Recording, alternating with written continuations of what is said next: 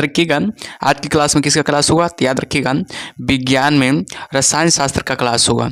इससे पहले 2 क्लास हो चुका है, अगर आप लोग नहीं देखें तो उसका लिंक डिस्क्रिप्शन बॉक्स में दे दिया जाएगा। देखिए कौन कौन क्लास हुआ है, याद रखना पहला फिजिक्स का क्लास हो चुका है, याद रखिएगा फिजिक्स का क्लास हो चुका है। दूसरा किसका क्लास हो चुका है, याद रखना बायो का क्लास हो चुका है, याद रखिएगा बायो का क्लास हो चुका है। अगर आप लोग नहीं देखें तो उसका लिंक डिस्क्रिप्शन बॉक्स में दे दिया जाएगा, जाकर देख लीजिएगा वहाँ से। तो चलिए शुरू करते हैं क्लास को। इससे पहले कि क्लास पर नहीं है तो क्लास को जरूर लाइक कीजिएगा और चैनल को जो भी अभी तक सब्सक्राइब नहीं किए बाबू सब्सक्राइब कर लीजिएगा। और हमेशा याद रखिएगा बाबू, इससे याद रखिएगा किसी भी कम्पिटिटिव एग्जाम की तैयारी करते हैं तो इससे एक भी प्रश्न बाहर नहीं जाएगा। हमेशा याद रखिएगा इससे एक भी प्रश्न क्या होगा, बाहर नहीं जाएगा। साइंस का अगर पूरा पोर्शन आप लोग देख लेते हैं, यानी कि फिजिक्स केमिस्ट्री और बायो देख लेते हैं, तो आप लोग को यानी कि साइंस पूरी तरह से मानिए कि क्लियर ही हो गया। ठीक है, तो चलिए शुरू करते हैं क्लास को। फर्स्ट टॉपिक का नाम है, याद रखिएगा फर्स्ट टॉपिक का नाम है पदार्थों की प्रकृति। फर्स्ट टॉपिक का नाम क्या है, पदार्थों की प्रकृति। तो चलिए शुरू करते हैं। फर्स्ट पॉइंट है कि एक ही प्रकार का परमाणु किसमें मिलता है, तो हमेशा याद रखिएगा प्राकृतिक तत्व में एक ही प्रकार के परमाणु मिलते हैं। वायु क्या है, तो हमेशा याद रखिएगा वायु एक प्रकार का क्या है, मिश्रण है। हमेशा याद रखिएगा वायु एक प्रकार का क्या है, तो याद रखिएगा मिश्रण है। अमोनिया है, तो याद रखना अमोनिया रासायनिक यौगिक है, याद रखिएगा अमोनिया एक रासायनिक यौगिक है। हीरा है, तो याद रखना तत्व है। हीरा एक प्रकार का क्या है, तो हमेशा याद रखिएगा तत्व है। जल एक यौगिक है क्योंकि इसमें रासायनिक बंधों से जुड़े हुए 2 भिन्न तत्व होते हैं। जल एक क्या है, यौगिक है, इसमें बंधों से जुड़े हुए 2 क्या है, भिन्न तत्व होते हैं। तो याद रखिएगा इस सबको। ठीक है, आगे बाबू की 2 या 2 से अधिक शुद्ध पदार्थों को किसी भी अनुपात में मिला देने से बनता है, क्या बनता है, तो याद रखना मिश्रण बनता है। आगे है कि ऐसे तत्व जिनमें धातु और अधातु दोनों के गुण पाए जाते हैं कहलाते हैं, तो याद रखना उपधातु कहलाते हैं। उपधातु किसे कहते हैं, याद रखना जिसमें धातु और अधातु के दोनों गुण पाए जाते हैं उसे क्या कहते हैं बाबू, याद रखना उपधातु कहते हैं। बेहद इंपॉर्टेंट है। ठीक है, तो याद रखिएगा। आगे है कि विरंजक चूर्ण है, बताइएगा विरंजक चूर्ण है एक प्रकार का क्या है, यौगिक है। याद रखिएगा एग्जाम में पूछा जाएगा कि विरंजक चूर्ण क्या है, याद रखना यौगिक है बाबू। बारूद होता है तो याद रखना मिश्रण होता है बाबू। ठीक है, एक प्रकार का क्या होता है, मिश्रण होता है। बारूद क्या होता है, एक प्रकार का मिश्रण होता है। ठीक है, तो फर्स्ट टॉपिक कवर हो गया। देखिए दूसरा टॉपिक का नाम क्या है, परमाणु संरचना। बेहद इंपॉर्टेंट है, याद रखिएगा बेहद ही इंपॉर्टेंट है, तो इसको ध्यान से देखिएगा। ठीक है, वह वैज्ञानिक जिसने परमाणु सिद्धांत की खोज की वह कौन सा है, तो याद रखना जॉन डाल्टन ने। जॉन डाल्टन ने परमाणु सिद्धांत की खोज की। एग्जाम में पूछा जाएगा कि परमाणु सिद्धांत की खोज किसने की थी, तो जॉन डाल्टन लगाइएगा। परमाणु को नाभिक में कौन से कण होते हैं, तो याद रखना प्रोटॉन और न्यूट्रॉन होते हैं। परमाणु के नाभिक में प्रोटॉन और न्यूट्रॉन होते हैं। एक इलेक्ट्रॉन पर कितना आवेश होता है, तो हमेशा याद रखिएगा -1.6 गुने 10⁻⁻19 सेंटीग्रेड होता है। आगे है कि परमाणु विद्युत होते हैं, तो याद रखना है उदासीन रूप से होते हैं। परमाणु जो विद्युत होते हैं वो कैसा होता है, तो याद रखना उदासीन रूप से होते हैं। इलेक्ट्रॉन की खोज की थी, तो याद रखना थॉमसन ने इलेक्ट्रॉन की खोज की थी। बेहद इंपॉर्टेंट है, एग्जाम में ये भी पूछा जाता है। ठीक है, आगे ही बाबू किम प्रोटॉन की खोज किसने की थी, तो हमेशा रखिए गोल्डस्टीन ने प्रोटॉन की खोज की थी। एक भारतीय वैज्ञानिक जिसका नाम एक विशिष्ट मूल कण के साथ जुड़ा है उसका नाम क्या है, तो रखना बोस। बोस का नाम है, तो याद रखना विशिष्ट मूल कण के साथ जुड़ा हुआ है, याद रखिएगा। चलिए आगे बढ़ते हैं। आगे क्या है, जो न्यूट्रॉन की खोज की थी, याद रखना चैडविक ने न्यूट्रॉन की खोज की थी। आगे है कि किसी परमाणु का रासायनिक व्यवहार निर्भर करता है, किस पर निर्भर करता है, तो हमेशा रखना न्यूक्लियस के गिर्द घूम रहे इलेक्ट्रॉन की संख्या पर। न्यूक्लियस के गिर्द घूम रहे इलेक्ट्रॉन की संख्या पर निर्भर करता है। किसी परमाणु में परिक्रमण कर रहे किसी इलेक्ट्रॉन की कुल ऊर्जा क्या होता है, तो सदा धनात्मक होती है। हमेशा याद रखिएगा सदा क्या होती है, धनात्मक होती है। ठीक है, आगे है परमाणु भार का अंतर्राष्ट्रीय मानक है, तो याद रखना है C12 बाबू। याद रखना परमाणु भार का अंतर्राष्ट्रीय मानक क्या है, तो याद रखना C12 है, जो परमाणु भार का अंतर्राष्ट्रीय मानक है। हमेशा याद रखिएगा, बहुत इंपॉर्टेंट है, याद रखिएगा। आगे के न्यूक्लियस की द्रव्यमान संख्या बताइएगा। न्यूक्लियस की द्रव्यमान संख्या क्या है, तो याद रखना सदा उसके परमाणु क्रमांक से अधिक होती है। न्यूक्लियस की द्रव्यमान संख्या जो होती है सदा उसके परमाणु क्रमांक से क्या होती है, अधिक होती है। अगर बात किया जाए अस्थायी नाभिक में क्या होता है बताइएगा। अस्थायी नाभिक में क्या होता है, तो न्यूट्रॉन और प्रोटॉन की लगभग समान संख्या होती है। अस्थायी नाभिक में क्या होती है, तो न्यूट्रॉन और प्रोटॉन की लगभग समान संख्या होती है, हमेशा याद रखिएगा। ठीक है, आगे है कि अनिश्चितता के सिद्धांत का प्रतिपादन किया था, बताइएगा। हाइजेनबर्ग, याद रखिएगा, अनिश्चितता के सिद्धांत का प्रतिपादन किया था, हाइजेनबर्ग ने किया था। अगर की बात किया जाए आगे है कि नाभिक की खोज रदरफोर्ड ने किन कणों की सहायता से की, याद रखना अल्फा कणों की सहायता से की थी, याद रखिएगा, अल्फा कणों की सहायता से की थी, याद रखिएगा। ठीक है, किसी तत्व के रासायनिक गुण निर्भर करते हैं, तो हमेशा याद रखना परमाणु संख्या पर निर्भर करते हैं, याद रखना किसी तत्व के रासायनिक गुण निर्भर करते हैं, किससे, याद रखना परमाणु संख्या पर निर्भर करते हैं, याद रखिएगा। बेहद ही इंपॉर्टेंट सवाल है, याद रखिएगा। चलिए आगे की ओर बढ़ते हैं बाबू। आगे क्या है, जो आगे है कि किसी तत्व की रासायनिक गुण निर्भर करते हैं, तो परमाणु संख्या पर निर्भर करते हैं। मेसॉन के खोज करता है, तो युकाव है जो मेसॉन के क्या है, खोज करता है। रासायनिक तत्व के अणु के संदर्भ में चुंबकीय क्वांटम संख्या का संबंध किससे, याद रखना चक्रण से, याद रखिएगा, चक्रण से। आगे किसी तत्व के रासायनिक गुण को तय करता है, याद रखना इलेक्ट्रॉन की संख्या, याद रखना है इलेक्ट्रॉन की संख्या तय करता है कि रासायनिक गुण को क्या करता है, तय करता है, याद रखिएगा। ठीक है, चलिए आगे को बढ़ते हैं। इससे पहले कि आप लोग क्या कीजिए, आगे बढ़ने से पहले क्या कीजिए, सेशन को लाइक कर दीजिए। आप लोग पहले क्या कीजिए, सेशन को लाइक कर दीजिए। आप लोग से अनुरोध है कि लाइक कर दीजिए, और चैनल को जो भी अभी तक सब्सक्राइब नहीं किए सब्सक्राइब कर दीजिए, और कमेंट बॉक्स में जरूर दीजिएगा बाबू। ठीक है, कमेंट्स बॉक्स में जरूर दीजिएगा कि कैसा लग रहा है क्लास, फीडबैक के रूप में कमेंट बॉक्स में जरूर दीजिएगा। ठीक है, जवाब। ठीक है, चलिए आगे और बढ़ते हैं। आगे क्या है, जो आगे परमाणु क्रमांक 20 वाले परमाणु का इलेक्ट्रॉन विन्यास क्या होता है, 2-8-8-2 होता है, याद रखिएगा। परमाणु क्रमांक 20 वाले परमाणु का इलेक्ट्रॉन विन्यास क्या होता है, याद रखना 2-8-8-2 होता है। कौन से इलेक्ट्रॉनिक परमाणु संरूपण धातु तत्व के लिए है, याद रखना 2-8-8-2। स्वर्ण पत्र से किसके परिकरण का अध्ययन करके रदरफोर्ड ने नाभिक की खोज की थी, याद रखना अल्फा की, याद रखना है अल्फा की प्रक्रिया करके रदरफोर्ड ने क्या किया था, नाभिक का खोज किया था। जब दो इलेक्ट्रॉन एक ही कक्ष में होते हैं तो उनमें क्या पाया जाता है, तो याद रखना विपरीत चक्रण पाया जाता है, याद रखिएगा, विपरीत चक्रण पाया जाता है, हमेशा याद रखिएगा, बेहद ही इंपॉर्टेंट है। आगे और बढ़ते हैं। आगे क्या है, जो सूर्य पर ऊर्जा का निर्माण होता है, तो यह बताइएगा सूर्य पर ऊर्जा का निर्माण कैसे होता है, बताइएगा नाभिकीय संलयन द्वारा, याद रखिएगा। सूर्य पर ऊर्जा का निर्माण कैसे होता है, नाभिकीय संलयन द्वारा। ऑप्शन नंबर क्या हो जाएगा, बी सही उत्तर हो जाएगा। जो भी ऑप्शन और बी लगा रहे हैं उनका सही उत्तर है। चलिए आगे बढ़ते हैं। आगे क्या है, जो एक कृत्रिम उपग्रह में विद्युत ऊर्जा का स्रोत क्या होता है, एक कृत्रिम उपग्रह में विद्युत ऊर्जा का स्रोत क्या होता है, तो हमेशा याद रखिएगा सौर सेलें होते हैं, याद रखिएगा सौर सेलें होते हैं। आगे बढ़ते हैं। आगे क्या है, जो नाभिकीय रिएक्टर और परमाणु बम में यह अंतर है कि, बताइएगा नाभिकीय रिएक्टर और परमाणु बम में क्या अंतर है, सभी बताइएगा क्या अंतर है, सभी लोग कमेंट बॉक्स में बताइएगा बाबू, इसका सही उत्तर क्या होगा। याद रखिएगा इस प्रश्न का सही उत्तर हो जाएगा नाभिकीय रिएक्टर में श्रृंखला अभिक्रिया नियंत्रित होती है, याद रखिएगा नाभिकीय रिएक्टर में श्रृंखला अभिक्रिया नियंत्रित होती है। आगे और बढ़ते हैं। आगे क्या है, जो आगे है भारत में प्रचुर मात्रा में उपलब्ध महत्वपूर्ण नाभिकीय ईंधन है, तो बताइएगा भारत में प्रचुर मात्रा में उपलब्ध महत्वपूर्ण नाभिकीय ईंधन कौन सा है, तो हमेशा याद रखिएगा इस प्रश्न का सही उत्तर क्या होगा, थोरियम हो जाएगा। ऑप्शन नंबर जो भी बता रहे हैं उनका सही उत्तर हो गया। चलिए आगे और बढ़ते हैं बाबू। आगे क्या है, जो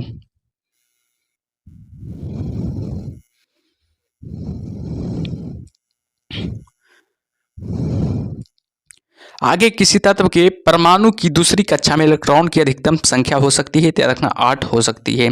कार्बन का परमाणु क्रमांक क्या होता है, 6 होता है, याद रखना कार्बन का परमाणु क्रमांक 6 होता है, तथा परमाणु भार क्या होता है, 12 होता है। इसके नाभिक में कितने प्रोटॉन होते हैं, तो हमेशा याद रखिएगा कार्बन के नाभिक में कितने प्रोटॉन होते हैं, तो हमेशा याद रखिएगा 6 प्रोटॉन होते हैं। बहुत इंपॉर्टेंट है, याद रखना एग्जाम के अकॉर्डिंग VVI प्रश्न बाबू, ठीक है। जिसको VVI मान देते हैं उसको जरूर ध्यान दीजिएगा उस प्रश्नों पर, ठीक है।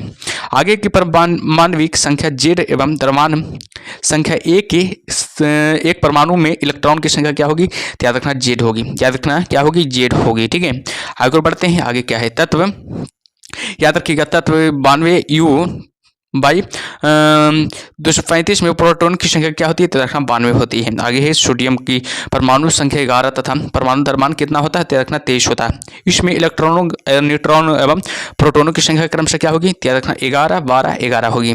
याद रखिएगा 11 12 11 होगी। आगे है कि फिर उसी प्रकार के में न्यूट्रॉनों की संख्या होगी, याद रखना 146 होगी। न्यूट्रॉनों की संख्या क्या होगी, 146 होगी, याद रखना। ठीक है, आगे बढ़ते हैं बाबू। आगे क्या है, जो किसी तत्व के परमाणु भार से संबंधित सर्वाधिक उपयुक्त कथन कौन सा है, तो हमेशा याद रखिएगा द्रव्यमान संख्या के विपरीत एक तत्व का परमाणु भार निम्न भिन्न हो सकता है। द्रव्यमान संख्या के विपरीत एक तत्व का परमाणु भार भिन्न हो सकता है। परमाणु की प्रभावी त्रिज्या होती है, याद रखना 10⁻⁻10 m होता है।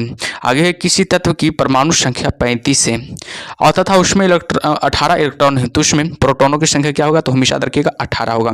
याद रखिएगा उसमें प्रोटोनों की संख्या क्या होगा, 18 होगा। ठीक है, आगे बढ़ते हैं बाबू। आगे क्या है, जो आगे है किसी तत्व के परमाणु संख्या, परमाणु में दो प्रोटॉन होता है, 2 न्यूट्रॉन होता है, 2 इलेक्ट्रॉन होता है, तो उस तत्व की द्रव्यमान संख्या कितनी होगी, याद रखना 4 होगी। उस तत्व की द्रव्यमान संख्या कितनी होगी, 4 होगी। आगे बढ़ते हैं कि ऋणावेशित परमाणु में प्रोटॉनों की संख्या क्या होती है, याद रखना परमाणु में इलेक्ट्रॉनों की संख्या से कम होती है। ऋणावेशित परमाणु में प्रोटॉनों की संख्या क्या होती है, तो रखना परमाणु में इलेक्ट्रॉनों की संख्या से कम होती है। आगे बढ़ते हैं। आगे क्या है, जो आगे बाबू की नाभिक की खोज के लिए रदरफोर्ड ने जब धातु के पतले पत्र पर अल्फा कणों की बौछार की, तो अधिकांश अल्फा कण धातु की पन्नी को बिना विक्षेपण के पार करके चले गए। याद रखिएगा आगे तत्वों की प्रकृति को ज्ञात किया जा सकता है, तो इलेक्ट्रॉनिक विन्यासीकरण के द्वारा। तत्वों की प्रकृति को ज्ञात किया जा सकता है इलेक्ट्रॉनिक विन्यासीकरण के द्वारा, हमेशा याद रखिएगा। आगे है कि किसके निर्धारण में किसी तत्व की परमाणु संख्या सहायता नहीं करती है, तो याद रखना नाभिक में न्यूट्रॉन की संख्या में। याद रखना नाभिक में विद्यमान न्यूट्रॉन की संख्या में, याद रखिएगा। आगे है तीसरा टॉपिक का नाम है क्या है, रेडियो सक्रियता। याद रखिएगा रेडियो सक्रियता तीसरा टॉपिक का नाम है, बेहद इंपॉर्टेंट है। 1 से लेकर 2 तक का टॉपिक कवर कर लिया गया है और तीसरा टॉपिक का नाम क्या है, रेडियो सक्रियता। तो देखते हैं रेडियो सक्रियता की खोज किस वैज्ञानिक ने सर्वप्रथम की, तो याद रखना हेनरी बेकुरेल ने की थी। याद रखिएगा बेहद इंपॉर्टेंट है, याद रखना इंपॉर्टेंट है, बहुत इंपॉर्टेंट है ये एग्जाम के अकॉर्डिंग। ठीक है, आगे के रेडियो धर्मी पदार्थ उत्सर्जित करता है, तो रखना अल्फा कण उत्सर्जित करता है, बीटा कण उत्सर्जित करता है और गामा कण उत्सर्जित करता है। अल्फा और बीटा किरणों की खोज किसने की थी, याद रखना रदरफोर्ड ने की थी। अल्फा और बीटा किरणों की खोज किसने की थी, तो हमेशा याद रखिएगा रदरफोर्ड ने की थी। किस वैज्ञानिक ने गामा किरणों की खोज की थी, याद रखना रदरफोर्ड ने गामा किरणों की खोज की थी। याद रखिएगा अल्फा किरणें है, बताइएगा अल्फा किरणें की क्या है, तो हीलियम आयन है। याद रखना अल्फा किरणें हीलियम आयन है, याद रखिएगा धन आयन है, हीलियम धन आयन है। आगे की बीटा किरणें बनती है, तो याद रखना ऋण आवेशित कणों से। याद रखना है बीटा किरणें जो बनती है, तो याद रखना ऋण आवेशित कणों से बनती है। किसमें ऋणात्मक आवेश होता है, तो याद रखना गामा में, ऋणात्मक गामा किरण में। याद रखना गामा किरण में होता है जो कि ऋणात्मक आवेश होता है। गामा किरणें क्या होती है, याद रखना रेडियो सक्रिय पदार्थों तथा द्वारा उत्सर्जित उच्च ऊर्जा युक्त किरणें होती हैं। गामा किरणें क्या होती है, तो रेडियो सक्रिय पदार्थों द्वारा उत्सर्जित उच्च ऊर्जा युक्त किरणें होती है। आगे बढ़ते हैं बाबू। आगे क्या है, जो आगे है कि नाभिकीय विखंडन के द्वारा श्रृंखला अभिक्रिया को नियंत्रित करने के लिए न्यूट्रॉन का अवशोषण करने हेतु किसका प्रयोग किया जाता है, तो बोरॉन का प्रयोग किया जाता है। आगे है कि सोडियम एक बीटा उत्सर्जन करने के बाद बनने वाला पदार्थ है, रखना मैग्नीशियम हो जाएगा। याद रखना मैग्नीशियम हो जाएगा। अगर बात किया जाए यदि किसी रेडियोधर्मी पदार्थ की मात्रा को दुगुना कर दिया जाए, तो रेडियोधर्मी क्षरण की दर होगा, याद रखना अपरिवर्तित रहेगी। ठीक है, चलिए आगे बढ़ते हैं। इससे पहले कि आप लोग चैनल को सब्सक्राइब नहीं किए, आप सब्सक्राइब कीजिए और वीडियो को जरूर लाइक कीजिए। ठीक है, वीडियो को जरूर लाइक कीजिए। ठीक है, तो चलिए आगे बढ़ते हैं। आगे क्या है, जो आगे की एक रेडियो एक्टिव पदार्थ की अदर आयु 4 महीने हैं। इस पदार्थ के 3/4 भाग का क्षय होने में समय लगेगा, तो याद रखना 8 महीने क्षय लगेगा। पृथ्वी की आयु का आकलन किया जाता है, तो रखना यूरेनियम डेटिंग से। याद रखना पृथ्वी की आयु का आकलन किससे किया जाता है, तो यूरेनियम डेटिंग से किया जाता है। रेडियो कार्बन डेटिंग में किसका निर्धारण होता है, तो रखना जीवाश्म की आयु का निर्धारण होता है। परमाणु बम का आविष्कार किसने किया था, ऑटो हान ने। याद रखना बेहद इंपॉर्टेंट है, याद रखिएगा बेहद ही इंपॉर्टेंट है। परमाणु बम का आविष्कार किसने किया था, ऑटो हान ने किया था। था। परमाणु शक्ति संयंत्र किस सिद्धांत पर काम करता है? तो विखंडन के सिद्धांत पर काम करता है। आगे बढ़ते हैं, आगे क्या है जो किस प्रकार की अभिक्रिया में से सबसे अधिक हानिकारक विकिरण पैदा होता है? तो विखंडन अभिक्रिया से। सूर्य से ऊर्जा उत्सर्जित होती है तो नाभिकीय संलयन से। कौन सा पदार्थ नाभिकीय रिएक्टर में मंदक का काम करता है? तो भारी जल, जो कि नाभिकीय रिएक्टर में मंदक का काम करता है। आगे की विखंडन की प्रक्रिया उत्तरदायी होती है? तो रखना परमाणु बम में ऊर्जा मुक्त करने के लिए, या रखना परमाणु बम में ऊर्जा मुक्त करने के लिए। ठीक है, आगे बढ़ते हैं, आगे क्या है जो आगे है कि कोबाल्ट 60 आमतौर पर विकिरण चिकित्सा में प्रयुक्त होता है क्योंकि यह उत्सर्जित करता है तथा गामा किरणें उत्सर्जित करता है। हाइड्रोजन बम किस सिद्धांत पर कार्य करता है? तथा अनियंत्रण संलयन अभिक्रिया पर काम करता है। और बात किया जाए एक रेडियोधर्मी पदार्थ की अर्ध आयु 10 दिन है, तो इसका अभिप्राय है कि पदार्थ का 3/4 भाग विघटन 20 दिनों में हो जाएगा। पदार्थ का 3/4 भाग विघटन 20 दिनों में क्या हो जाएगा, याद रखिएगा। आगे बढ़ते हैं, आगे क्या है एक रेडियोधर्मी तत्व जिसके भारत में बड़े भंडार पाए जाते हैं? तो याद रखना थोरियम के। एक कल्फक्कम के फास्ट ब्रीडर रिएक्टर में प्रयुक्त ईंधन है तो रखना समृद्धि यूरेनियम हो जाएगा। कार्बन डेटिंग किसकी आयु निर्धारण हेतु प्रयुक्त होता है? तो रखना जीवाश्म की। अगर रेडियो एक्टिव बता को मापा जाता है तो रखना गीगर मूलर काउंटर द्वारा। रेडियो एक्टिव बता को मापा जाता है तो रखना गीगर मूलर काउंटर द्वारा। रेडियो सक्रियता दर का ऐसा मात्रक होता है, बेकूलर होता है, बेकूरल होता है, याद रखिएगा। आगे बढ़ते हैं, परमाणु बम का सिद्धांत किस सिद्धांत पर आधारित होता है? बताइएगा, परमाणु बम का सिद्धांत किस सिद्धांत पर आधारित होता है? तो देखना नाभिकीय विघटन के सिद्धांत पर आधारित होता है। मोनाजाइट क्या है? तो देखना मोनाजाइट थोरियम का अयस्क है। मोनाजाइट किसका अयस्क है? तो हमेशा रखिएगा थोरियम का एक अयस्क है। आगे बढ़ते हैं, आगे क्या है जो आगे है कि फोटोग्राफिक प्लेट को कौन सी रेडियो एक्टिव विकिरण सर्वाधिक प्रभावित करती है? तो याद रखना है अल्फा विकिरण, याद रखना है अल्फा किरणें सर्वाधिक क्या करती है, यानी कि विकिरण प्रभावित करती है, याद रखिएगा। परमाणु बम में किस तत्व का प्रयोग करते हैं? यूरेनियम, यूरेनियम का या प्लूटोनियम का, याद रखना यूरेनियम या प्लूटोनियम का करता है। और बात किया जाए यूरेनियम के रेडियो एक्टिव विघटन के फलस्वरूप अंततः क्या बनता है? तो शीशा बनता है। और बात किया जाए यूरेनियम व थोरियम में कौन से सतत अधिक ऊर्जा क्षम है? तो रखना थोरियम सर्वाधिक ऊर्जा क्षम है। हाइड्रोजन बम का कार्यकारी सिद्धांत है तो रखना ड्यूटेरियम के नाभिकीय संलयन की अनियंत्रित अभिक्रिया से। याद रखना हाइड्रोजन बम का कार्यकारी सिद्धांत क्या है? तो रखना ड्यूटेरियम के नाभिकीय संलयन की अनियंत्रण अभिक्रिया से, याद रखिएगा। ठीक है, अगला टॉपिक है समस्थानिक समभारी तथा समन्यूट्रॉनिक, याद रखिएगा समस्थानिक समभारी तथा समन्यूट्रॉनिक। ठीक है, तो याद रखना 1 से लेकर 3 चैप्टर खत्म कर दें आप लोग। ठीक है, अब चौथा टॉपिक का नाम है याद रखना समस्थानिक समभारी तथा समन्यूट्रॉनिक, याद रखिएगा। किसी तत्व के समस्थानिक के बीच अंतर किनकी भिन्न संख्या की उपस्थिति के कारण होती है? तो न्यूट्रॉन की, याद रखिएगा न्यूट्रॉन की भिन्न की संख्या की क्या होती है? उपस्थिति के कारण होती है, याद रखिएगा।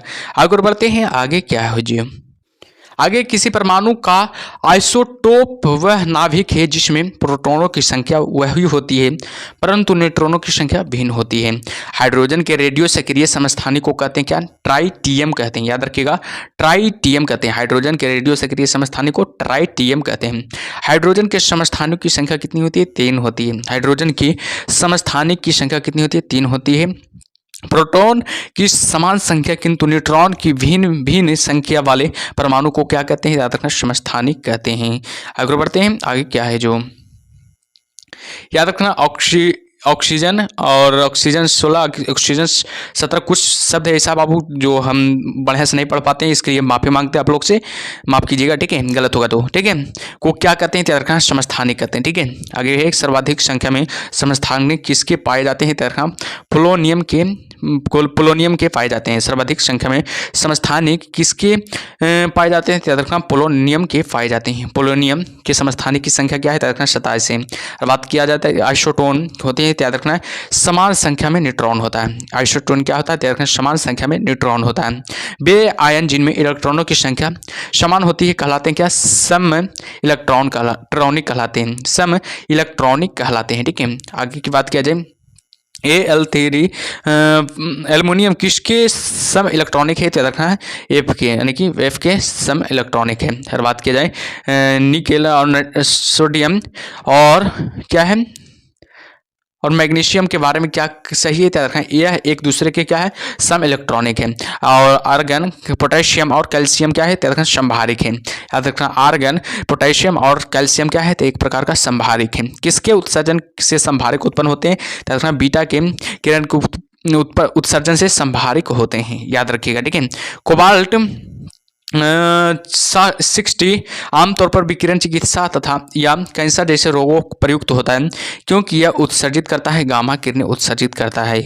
रक्त कैंसर को नियंत्रित करने के लिए उपयोग किया जाने वाला रेडियो आइसोटोप कौन सा है, तो रखना कोबाल्ट 60 हो जाएगा। और बात किया जाए कि भिन्न तत्वों के वे परमाणु जिनमें इलेक्ट्रॉनों की संख्या समान होती है कहलाते हैं क्या, सम न्यूट्रॉनिक कहलाते हैं। आगे की बात किया जाए, आगे क्या है जो आगे है बाबू की विभिन्न तत्वों के ऐसे परमाणु जिनका परमाणु क्रमांक भिन्न होता है परंतु परमाणु द्रव्यमान क्या होता है, परमाणु द्रव्यमान संख्या समान कहलाते हैं, याद रखना संभारिक हो। और बात किया जाए थायराइड ग्रंथि के कैंसर उपचार के लिए किस समस्थानिक का प्रयोग किया जाता है, तो याद रखना आयोडीन 131 को, याद रखना आयोडीन 131 को, ठीक है। चलिए आगे बढ़ते हैं, आगे क्या है जो अगला टॉपिक का नाम है बाबू, याद रखना अम्ल भस्म एवं और लवण, अम्ल भस्म और लवण हो जाएगा। याद रखिएगा 1 से लेकर 4 तक टॉपिक तो कवर कर लिया। याद रखिएगा ये बाबू ये बहुत इंपॉर्टेंट है, याद रखना ये चैप्टर बहुत इंपॉर्टेंट है, याद रखिएगा। ऐसे तो सभी इंपॉर्टेंट है लेकिन जिसको देते हैं उस पर ज़्यादा थोड़ा ध्यान दीजिएगा, ठीक है। जिसको VBI बोलते हैं उस पर थोड़ा ज़्यादा ध्यान दीजिएगा थोड़ा की, ठीक है। चलिए अम्ल वह पदार्थ है जो क्या है प्रोटॉन देता है, याद रखना अम्ल वह पदार्थ है जो क्या देता है, याद रखना एक प्रकार का प्रोटॉन देता है। अम्ल एवं भस्म के परीक्षण के लिए किसका उपयोग किया जाता है, तो याद रखना लिटमस पत्र का उपयोग किया जाता है। अगर बढ़ते हैं बाबू आगे क्या है जो जल की घुलनशील भस्म को क्या कहते हैं, याद रखना क्षार कहते हैं। जल के घुलनशील भस्म को क्या कहते हैं, याद रखना क्षार कहते हैं। पीएच मान का निर्धारण किसने किया था, सोरेनसन ने किया था, बेहद इंपॉर्टेंट है, याद रखना एग्जाम के अकॉर्डिंग बेहद ही इंपॉर्टेंट है। सभी अम्ल जल में घुलकर क्या प्रदान करती है, हाइड्रोजन आयन प्रदान करती है, हाइड्रोजन धन आयन प्रदान करती है। याद रखिएगा भस्मों का स्वाद कैसा होता है, तो खारा होता है। भस्मों का जो स्वाद होता है वो कैसा होता है, तो हमेशा याद रखिएगा बापू खारा होता है। किसी समान व्यक्ति के रक्त का पीएच स्तर क्या होता है, 7.35 से लेकर के 7.45 होता है, बेहद इंपॉर्टेंट है, ये भी एग्जाम में आ चुका है। याद रखिएगा VBI है, थोड़ा ध्यान दीजिएगा सब पर, ठीक है। पीएच मान पर जरूर ध्यान दीजिएगा, ठीक है, क्योंकि हर एग्जाम में आ जाता है। किसी भी कम्पिटेटिव एग्जाम की तैयारी करते हैं उसमें आ जाता है, ठीक है। चाहे स्टेट एग्जाम की तैयारी करते हैं, चाहे रेलवे SSC किसी भी एग्जाम की तैयारी करते हैं उसमें आ जाता है, ठीक है, पीएच मान, ठीक है। तो जरूर ध्यान दीजिएगा ऐसे प्रश्नों पर, ठीक है। आगे है कि दूध का पीएच मान होता है, तो 6.6 होता है। दूध का जो पीएच मान होता है 6 पॉइंट क्या होता है, 6 होता है। जो लवण अम्लीय हाइड्रोजन परमाणु या हाइड्रोक्सिल आयन से मुक्त रहते हैं कहलाते हैं, क्या कहलाते हैं, सामान्य लवण कहलाते हैं। जल में सामान्य लवण के घोल में क्या होते हैं, याद रखना है सोडियम के धनात्मक आयन एवं क्लोरीन के ऋणात्मक आयन होते हैं, तो ध्यान दीजिएगा सबको, ठीक है। चलिए आगे को बढ़ते हैं, आगे क्या है जो आगे है लवण जो जल अवशोषण करता है कहलाता है हाइग्रोस्कोपिक लवण कहलाता है। याद रखना है लवण जो जल का अवशोषण करता है क्या कहलाता है, तो रखना हाइग्रोस्कोपिक लवण कहलाता है। पीएच मूल्यांकन दर्शाता है किसी घोल के अम्लीय या क्षारीय होने का मूल्यांकन को। अमोनियम क्लोराइड का जलीय विलयन होता है, तो रखना क्षारीय होता है। जो अमोनियम क्लोराइड का जलीय विलयन होता है वो कैसा होता है, तो हमेशा याद रखिएगा क्षारीय होता है। H2O और जलीय NaOH से भरी प्रखनालियों के विलयनों में विभेद किया जाता है, तो रखना लाल लिटमस पत्र को, याद रखना है लाल लिटमस द्वारा, याद रखना लाल लिटमस द्वारा।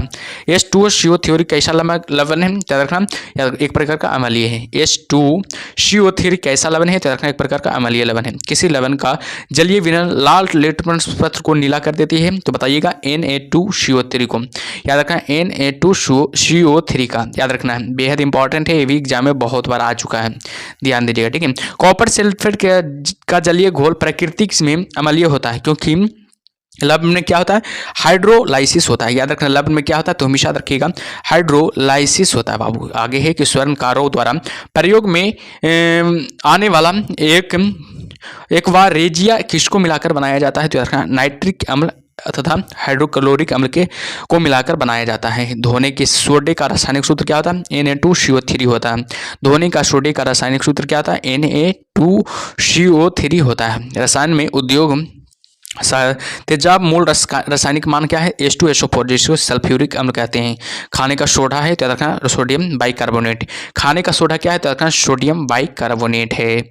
आगे की ओर बढ़ते हैं बाबू। आगे क्या है जो आगे की जल में कार्बन डाइऑक्साइड को प्रभावित करने पर बनी सोडा वाटर की प्रकृति होती है, याद रखना अम्लीय होती है। फोटोग्राफी की प्लेट में पर किसकी परत चढ़ाई जाती है? तो हमेशा रखिए सिल्वर ब्रोमाइड की, बेहद इंपॉर्टेंट है एग्जाम के अकॉर्डिंग। फोटोग्राफी की प्लेट पर किसकी परत चढ़ाई जाती है? तो हमेशा रखिएगा सिल्वर ब्रोमाइड की परत चढ़ाई जाती है। और बात किया जाए नीला थोथा एक यौगिक है, याद रखना कॉपर एवं सल्फेट का यौगिक है। नीला जो थोथा है एक यौगिक है किसका? तो याद रखना कॉपर एवं सल्फेट का। आगे बढ़ते हैं बाबू। आगे क्या है जो आगे है अगला टॉपिक नाम है गैसों के गुण। याद रखना 1 से लेकर 5 तक का टॉपिक कवर कर लिया गया और छठा टॉपिक का नाम क्या है? याद रखना गैसों के गुण है। ठीक है, तो आप लोग बताइए कैसा लग रहा है क्लास। आप लोग कमेंट बॉक्स में जरूर बताइएगा सब लोग। ठीक है, जरूर बताइए कि कैसा लगा क्लास। जो फीडबैक जरूर दीजिए। ठीक है, फीडबैक अगर आप लोग देते हैं तो उससे क्या मिलता है हम लोग को? तो रखना मोटिवेशन मिलता है। ठीक है, तो फीडबैक जरूर दीजिए कमेंट बॉक्स में, आप लोग जरूर दीजिएगा। ठीक है, और सेशन को जो भी लाइक नहीं किए लाइक कर दीजिएगा। ठीक है, और जो भी चैनल को सब्सक्राइब नहीं किए सब्सक्राइब कर लीजिएगा। तो चलिए आगे बढ़ते हैं। आगे है कि स्थिर ताप पर किसी गैस का आयन कम करने पर उसका दाब क्या होता है? तो रखना बढ़ जाता है। आगे बढ़ते हैं। आगे क्या है जो आगे है समान ताप और दाब पर गैसों के समान आयतनों एवं अणुओं की संख्या समान होती है। यह किस नियम के अनुसार है? तो रखना एवोगाद्रो की परिकल्पना पर। याद रखना है एवोगाद्रो की परिकल्पना पर। गैसों के विसरण का नियम किसने प्रतिपादित किया? तो रखना ग्राहम ने प्रतिपादित किया। वायु से हल्की गैस है तो रखना अमोनिया। वायु से जो हल्की गैस है उसका नाम क्या है? तो हमेशा याद रखिएगा अमोनिया होता है। वायु से सबसे हल्की गैस कौन है? तो रखना अमोनिया हो जाएगा। किसी गैस का अनुभार उसके वाष्प घनत्व का कितना होता है? तो रखना दुगना होता है। किसी गैस का अनुभार है जो उसके वाष्प घनत्व का कितना होता है? तो याद रखना दुगना होता है। आगे बढ़ते हैं। आगे क्या है जो आगे की ताप एवं दबाव की समान अवस्थाओं में भिन्न भिन्न गैसों के समान आयतन में किसकी संख्या समान होती है? तो याद रखना अणु की संख्या क्या होती है? समान होती है। गैसीय समीकरण PV बराबर nRT में R सूचित करता है तो रखना 1 मोल गैस को सूचित करता है। भिन्न भिन्न नियत तापों पर गैसों के आयतन दाब आचरण को दर्शाने के लिए आरेखित चक्र रेखा क्या कहलाती है? आइसोथर्मलस कहलाती है। याद रखना आइसोथर्मलस कहलाती है। आदर्श गैस की ऊर्जा निर्भर करती है तो रखना मोल की संख्या पर। आदर्श गैस की ऊर्जा निर्भर किस पर करती है? तो रखना मोल की संख्या पर निर्भर करती है। बेहद इंपॉर्टेंट है एग्जाम के अकॉर्डिंग, ध्यान दीजिएगा इस प्रश्नों पर। आगे है बाबू कि सभी गैसों शून्य आयतन प्राप्त करती है जब तापक्रम क्या होता है?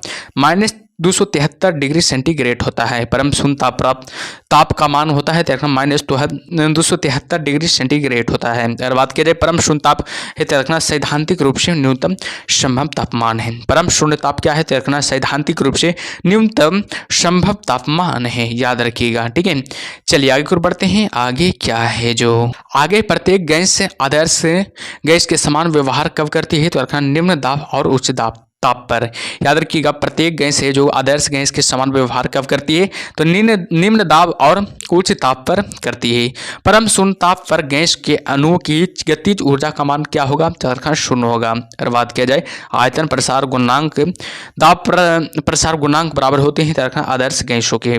आगे बढ़ते हैं। आदर्श गैस के अणुओं के मध्य नहीं लगता। बताइएगा आदर्श गैस के अणुओं के मध्य नहीं लगता है। क्या नहीं लगता है? तो आकर्षण बल है जो नहीं लगता है। आदर्श गैस के अणुओं का आकार क्या होता है? तो अत्यंत सूक्ष्म होता है। आदर्श गैस के अणुओं का आकार क्या होता है? तो याद रखना अत्यंत सूक्ष्म होता है। आदर्श गैस है तो याद रखना एक काल्पनिक गैस है। एक प्रकार का क्या है? आदर्श गैस क्या है? तो रखना एक प्रकार का काल्पनिक गैस है। स्थिर ताप पर किसी गैस की निश्चित मात्रा का आयतन दाब के व्युत्क्रमानुपाती होता है, यह किसकी नियम है? तो याद रखना बॉयल का नियम है। आगे की ओर चलते हैं। आगे क्या है जो आगे है, 7वां टॉपिक का नाम है ईंधन। याद रखिएगा 1 से लेकर 6 तक का टॉपिक कवर कर लिया गया। 7वां टॉपिक का नाम है, याद रखिएगा, ईंधन। बेहद इंपॉर्टेंट है, इससे भी सवाल बनता है एग्जाम में, ठीक है। ईंधन से क्या है? वे पदार्थ जो जल ऊष्मा प्रदान करते हैं कहलाते हैं क्या है? ईंधन कहलाते हैं। वे पदार्थ जो जल ऊष्मा प्रदान करते हैं क्या कहलाते हैं? ईंधन कहलाते हैं। और बात किया जाए कार्बन मोनोऑक्साइड तथा नाइट्रोजन गैस के गैसीय मिश्रण को क्या कहते हैं? प्रोड्यूसर गैस कहते हैं। याद रखना, प्रोड्यूसर गैस कहते हैं। सुरक्षा की दृष्टि से खाने पकाने वाली एलपीजी गैस सिलेंडर में क्या भरकर गैस को गंध युक्त बनाया जाता है? याद रखना, मर्क कैप्टन बनाकर। याद रखना, मर्क कैप्टन। गोबर गैस मुख्यतः होता है, याद रखना, मीथेन होता है। गोबर गैस में मुख्यतः क्या होता है? याद रखना, एक प्रकार का मीथेन होता है। एलपीजी में कौन सी गैस मुख्य रूप से होती है? याद रखना, ब्यूटेन होती है।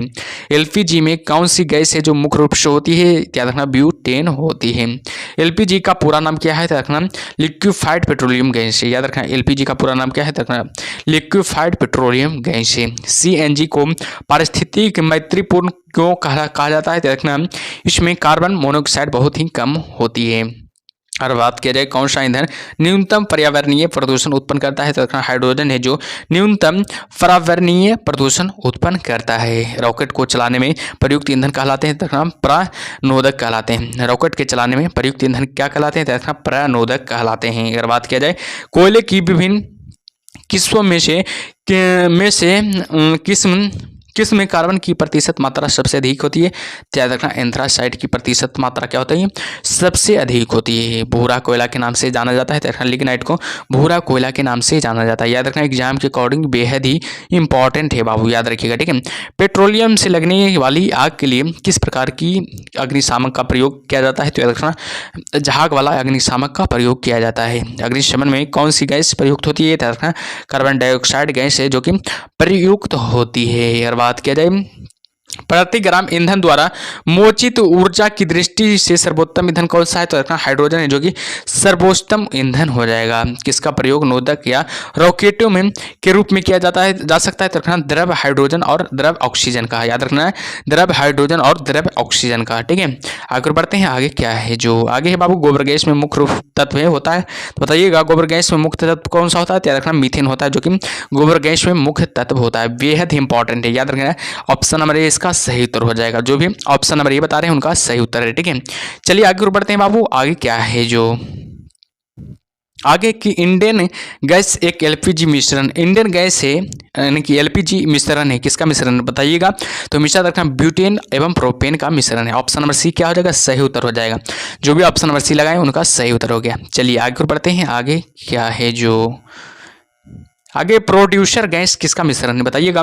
प्रोड्यूसर गैस है जो किसका मिश्रण है? तो याद रखें, कार्बन डाइऑक्साइड और नाइट्रोजन का हो जाएगा। किस गैस को दहन का सहायक गैस कहा जाता है? तो याद रखना, ऑक्सीजन को दहन का क्या कहा जाता है? सहायक गैस कहा जाता है। किस गैस को दहन का विरोधी गैस कहा जाता है? तो याद रखना, कार्बन डाइऑक्साइड को दहन का क्या कहा जाता है? विरोधी गैस कहा जाता है। सिलेंडरों में भरकर खाना पकाने वाली गैस को क्या प्रवृत्ति किस रूप में की जाती है? तो रखना, तरल रूप में की जाती है।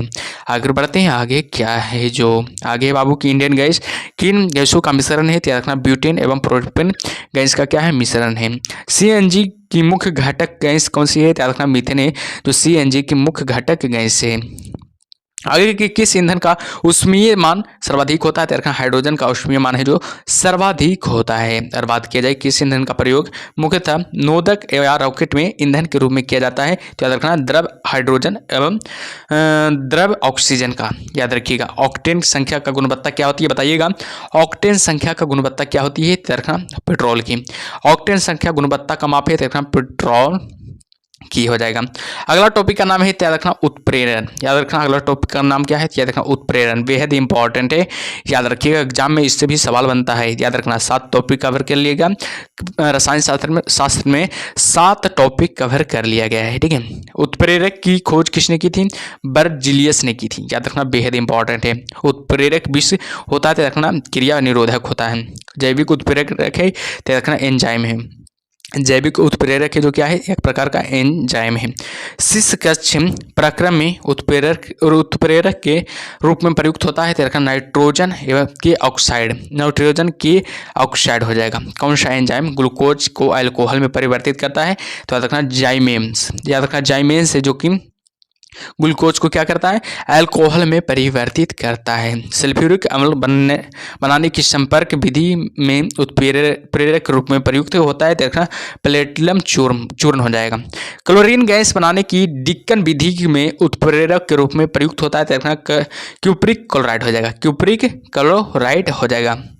आगे बढ़ते हैं, आगे क्या है जो आगे बाबू की अमोनिया उत्पादन की हैबर विधि में उत्प्रेरक वर्धक के रूप में कार्य करता है, तो मोलिब्डेनम हो जाएगा। रासायनिक अभिक्रिया में उत्प्रेरक की भूमिका बदलना रखना सक्रियमन ऊर्जा द्वारा। ऐसे पदार्थ जो रासायनिक अभिक्रिया में स्वयं तो भाग नहीं लेते हैं परंतु अभिक्रिया की दर को परिवर्तित कर देते हैं, क्या कहलाते हैं, देखना उत्प्रेरक कहलाते हैं।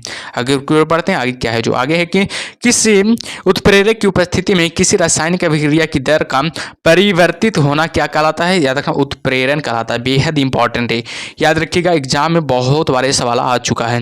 सेशन को आप लोग लाइक कर दीजिए। आप लोग क्या करते हैं, सेशन को लाइक नहीं करते हैं, सिर्फ खाली आप लोग वीडियो देख रहे हैं। लाइक कर दीजिए सब लोग, ठीक है। सेशन को लाइक करने में क्या जाता है, पैसा लगता है आप लोग को लाइक करने में। लाइक कर दीजिए सब लोग, ठीक है। चलिए आगे बढ़ते हैं, आगे क्या है जो आगे क्या है, आगे तेलों के हाइड्रोजनीकरण में प्रयुक्त उत्प्रेरक कौन सा है, तो याद रखना निकेल हो जाएगा। याद रखिएगा निकेल हो जाएगा। अगर बात किया जाए जब किसी रासायनिक अभिक्रिया में उत्प्रेरक तथा अभिकारक एक ही अवस्था में होते हैं तो उसे हम कहते हैं, याद रखना समांग उत्प्रेरण कहते हैं। अगर बात किया जब किसी रासायनिक अभिक्रिया में उत्प्रेरक तथा अभिकारक अलग अलग अवस्था में होते हैं तो उसे क्या कहते हैं, याद रखना विषमांग उत्प्रेरण कहते हैं। आगे बढ़ते हैं, अगला टॉपिक का नाम है तत्वों का वर्गीकरण। याद रखिएगा अगला टॉपिक का नाम क्या है, तत्वों का वर्गीकरण। बेहद इंपॉर्टेंट है ये भी, याद रखिएगा। 8 टॉपिक कवर कर लिए, 9वां टॉपिक का नाम है तत्वों का वर्गीकरण। तत्वों का सबसे पहला वर्गीकरण किसने किया था, डो वे रेनर ने, याद रखना डो वे रेनर ने किया था। अगर बात किया जाए तत्वों के भौतिक और रासायनिक गुण उनके परमाणु भारों के आवर्त फलन होते हैं, यह नियम किसने प्रतिपादित किया था, मेंडलीफ ने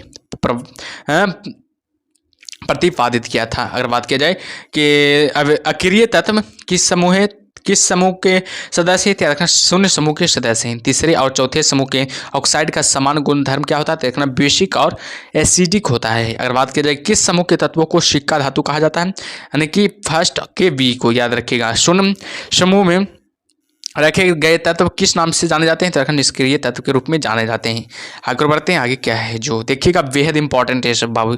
ये नीचे वाला जितना भी पढ़ाएंगे ये सब क्या है, बेहद इंपॉर्टेंट है।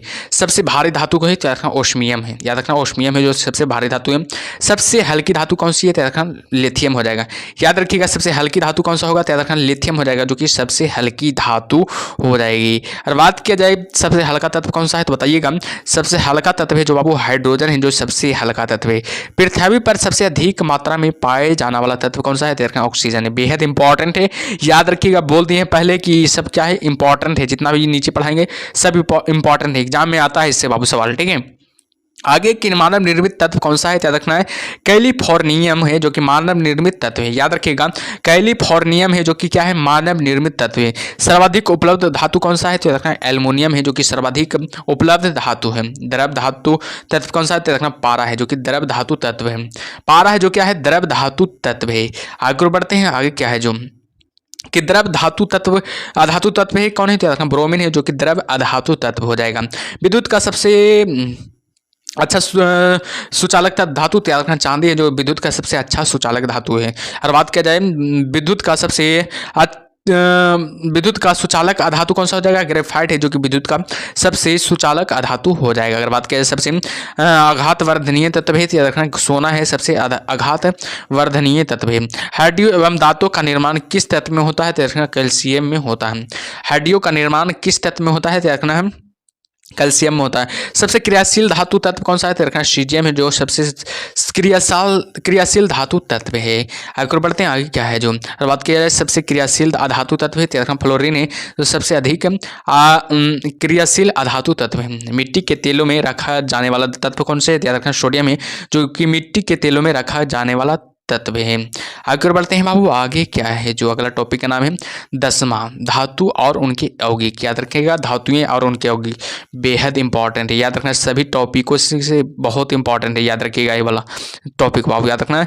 इसका 10वां टॉपिक है, बहुत इंपॉर्टेंट है, ठीक है, ध्यान दीजिएगा सब इस टॉपिक पर।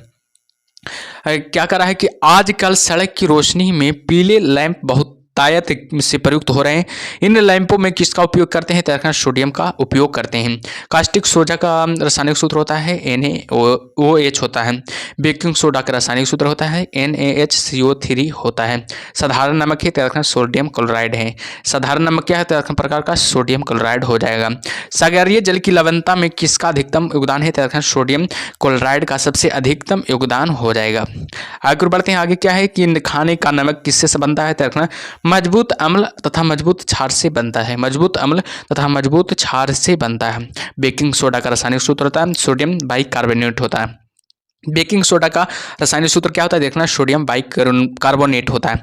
याद रखना ये टॉपिक बहुत इंपॉर्टेंट है, पहले ही बोल देते हैं बहुत इंपॉर्टेंट है। एग्जाम में बहुत बार इस टॉपिक से पूछा गया सवाल है, याद रखना बहुत सवाल इस टॉपिक से पूछा जाता है एग्जाम में, ठीक है। तो ध्यान दीजिएगा और सेशन को लाइक कर दीजिएगा सब लोग, ठीक है। और फीडबैक अंतिम में जरूर दीजिएगा कि कैसा लगा क्लास जो, ठीक है।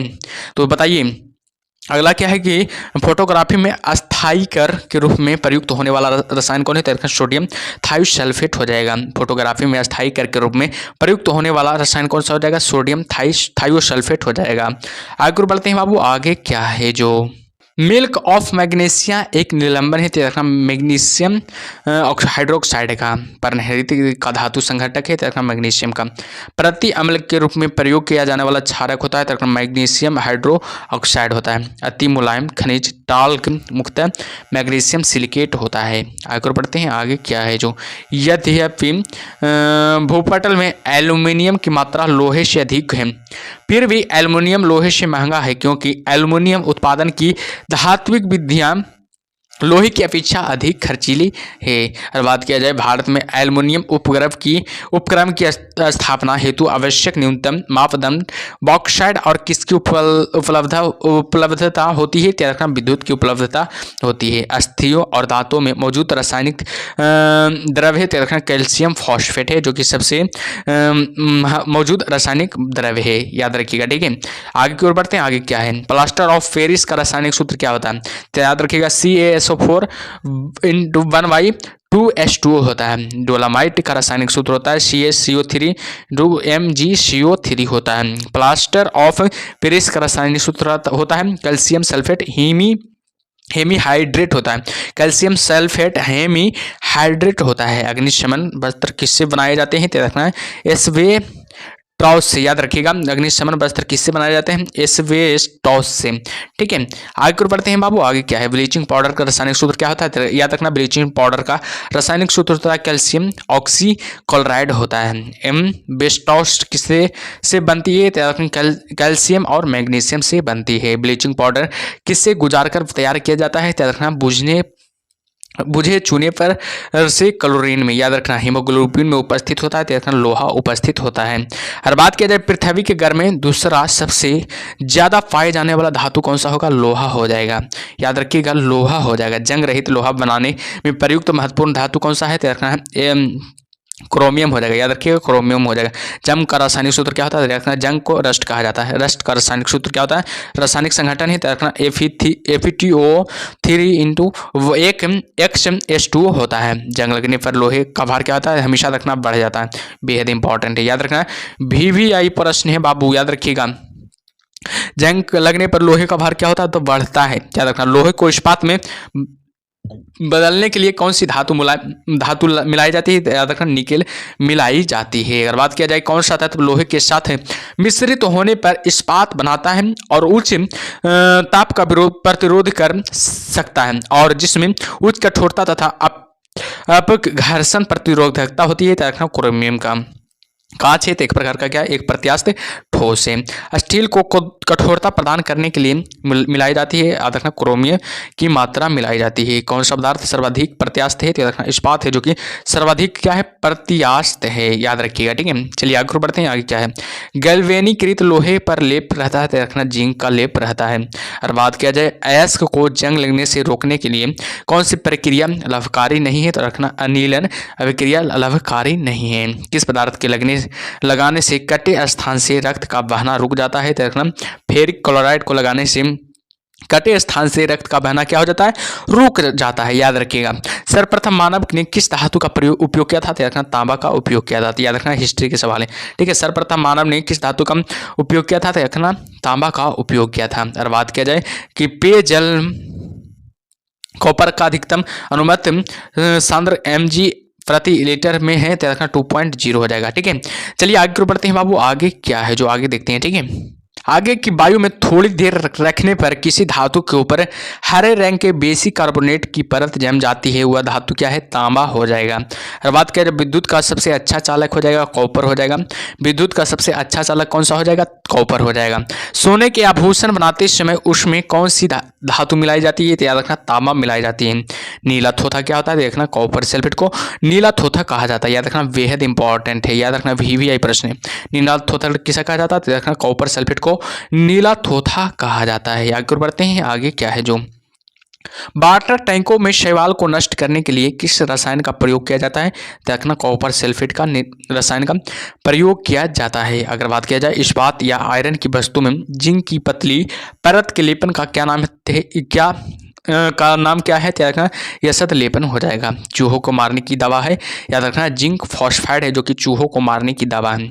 रंगने में काम आने वाली तीखा पदार्थ है, तो रखना जिंक फॉस्फेट है, जो रंगने में काम आने वाला तीखा पदार्थ है। सर्वोत्तम विद्युत चालक है, तो रखना चांदी है, जो कि सर्वोत्तम विद्युत चालक हो जाएगा।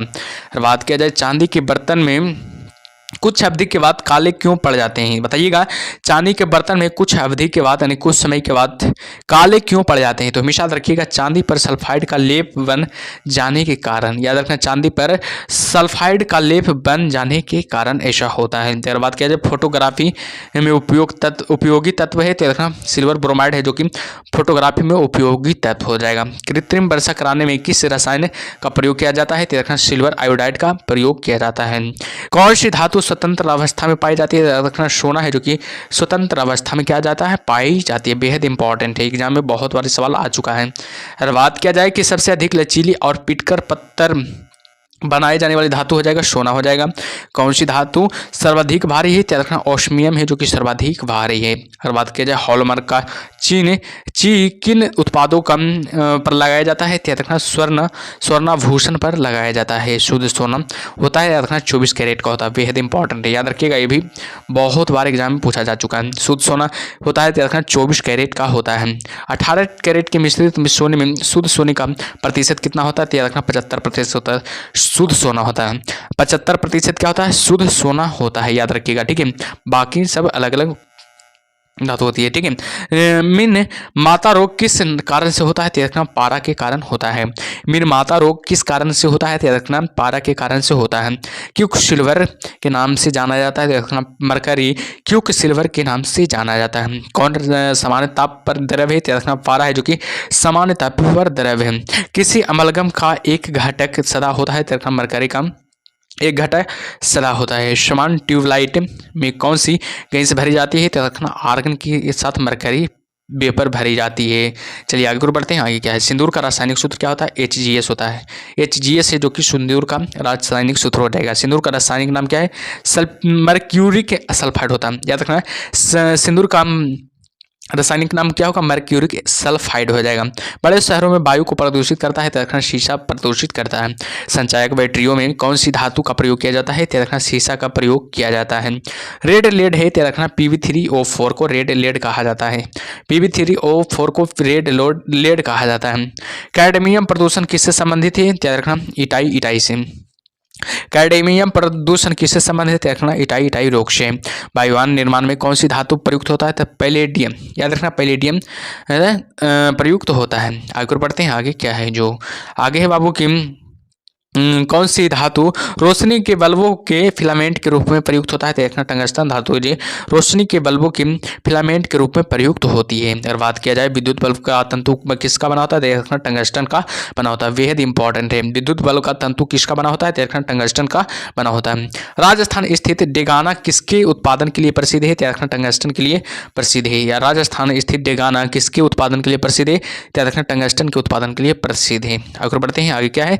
आगे बाबू की कौन सी धातु अर्धचालक की भांति ट्रांजिस्टर में प्रयुक्त होता है? देखना जर्मेनियम हो जाएगा। याद रखिएगा जर्मेनियम हो जाएगा। ठीक है, चलिए आगे को बढ़ते हैं। आगे क्या है जो आगे के नाभिकीय रिएक्टर में ईंधन का काम करता है? देखा यूरेनियम काम करता है। येलो केक नामक जिस वस्तु की सीमा पार तस्कारी की जाती है वह है याद रखना यूरेनियम ऑक्साइड हो जाएगा। मोनाजाइट बालू में कौन सा खनिज पाया जाता है? याद रखना थोरियम पाया जाता है। वह वैज्ञानिक जिसने रेडियम की खोज की? याद रखना मैडम क्यूरी ने रेडियम की खोज की थी। अगर बात की कौन सी धातु ट्रांजिस्टरों का महत्वपूर्ण अंग है? याद रखना जर्मेनियम है, जो कि ट्रांजिस्टरों का क्या है? महत्वपूर्ण अंग है।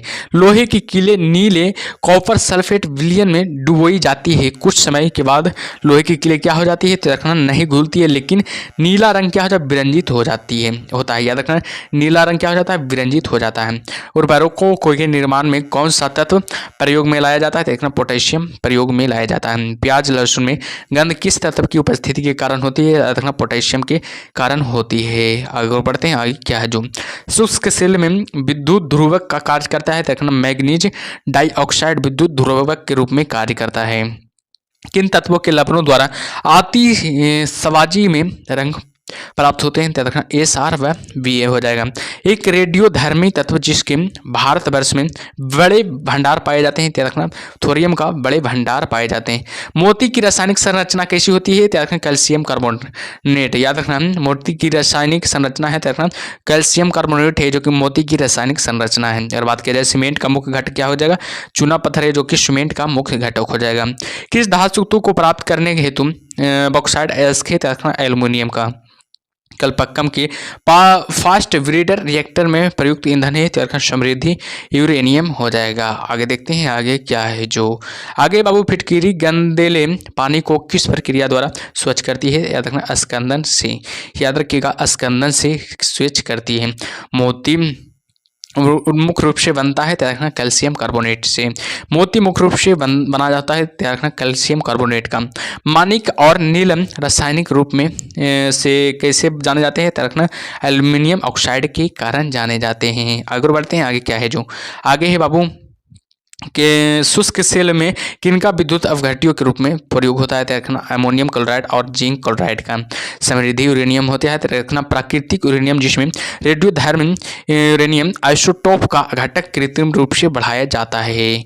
आगे बढ़ते हैं। आगे क्या है जो आगे बाबू सोडियम बाइकार्बोनेट का वाणिज्यिक नाम है? बताइएगा सोडियम बाइकार्बोनेट का वाणिज्यिक नाम क्या है? बेकिंग सोडा हो जाएगा। मसाला एक मिश्रण होता है जल वालू और जिप्सम का। याद रखना मसाला किसका मिश्रण होता है? तो जल वालू और जिप्सम का। फोटोग्राफी में कौन सा रासायनिक यौगिक प्रयोग किया जाता है? तो रखना सिल्वर ब्रोमाइड प्रयोग किया जाता है। इलेक्ट्रिक हीटर की कुंडली बनाने में किस सामग्री का प्रयोग किया जाता है? तो रखना नाइक्रोम का प्रयोग किया जाता है। स्टेनलेस स्टील में कौन से तत्व सम्मिलित होते हैं? याद रखना लोहा, क्रोमियम और कार्बन सम्मिलित होते हैं। आगे बढ़ते हैं बाबू। आगे क्या है जो आगे है कि जिंक सल्फेट का आमतौर पर प्रयोग किया जाता है रखना कवकनाशी के रूप में किया जाता है। बर्तन बनाने में प्रयुक्त जर्मन सिल्वर एक एलॉयल है, रखना कॉपर, जिंक और निकेल हो जाएगा। ठीक है, तो चलिए आगे बढ़ते हैं। आगे क्या है जो इससे पहले कि लाइक कर दीजिए आप लोग पहले वीडियो को। ठीक है, लाइक कीजिए आप लोग वीडियो को। ठीक है, आप लोग लाइक नहीं कर रहे हैं, बहुत कम लाइक रहता है। वो दोनों वीडियो पर भी याद रखना फिजिक्स और बायोलॉजी पर भी कम लाइक है। याद रखिएगा फिजिक्स और बायोलॉजी पर भी कम लाइक है, इस पर भी लाइक कर दीजिए बाबू। ठीक है, क्योंकि बहुत मेहनत लगता है बनाने में। ठीक है, क्योंकि बहुत मेहनत लगता है, इसलिए बोलते हैं। लाइक करने में क्या जाता है? पैसा लगता है। पैसा लगता है तो लाइक नहीं करते आप लोग।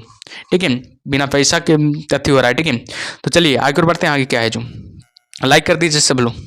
कठोर स्टील में होता है तो बताइएगा कठोर स्टील में 0.5 से 1.5% कार्बन होता है। याद रखना 0.5 से 1.5% क्या होता है? कार्बन होता है। मानिक और नीलम किसके ऑक्साइड है? तो याद रखना एल्युमिनियम के ऑक्साइड हो जाएगा। एल्युमिनियम का प्रमुख एस्क कौन सा हो जाएगा? बॉक्साइड हो जाएगा, जो कि एल्युमिनियम का प्रमुख एस्क हो जाएगा। आयोडियम ऑडियो और वीडियो टेप पर कौन सा रासायनिक पदार्थ का लेप रहता है? तो रखना आयरन ऑक्साइड का लेप रहता है। धातु की प्रकृति होती है तो रखना विद्युत धनात्मक होती है, जो कि धातु की प्रकृति होती है।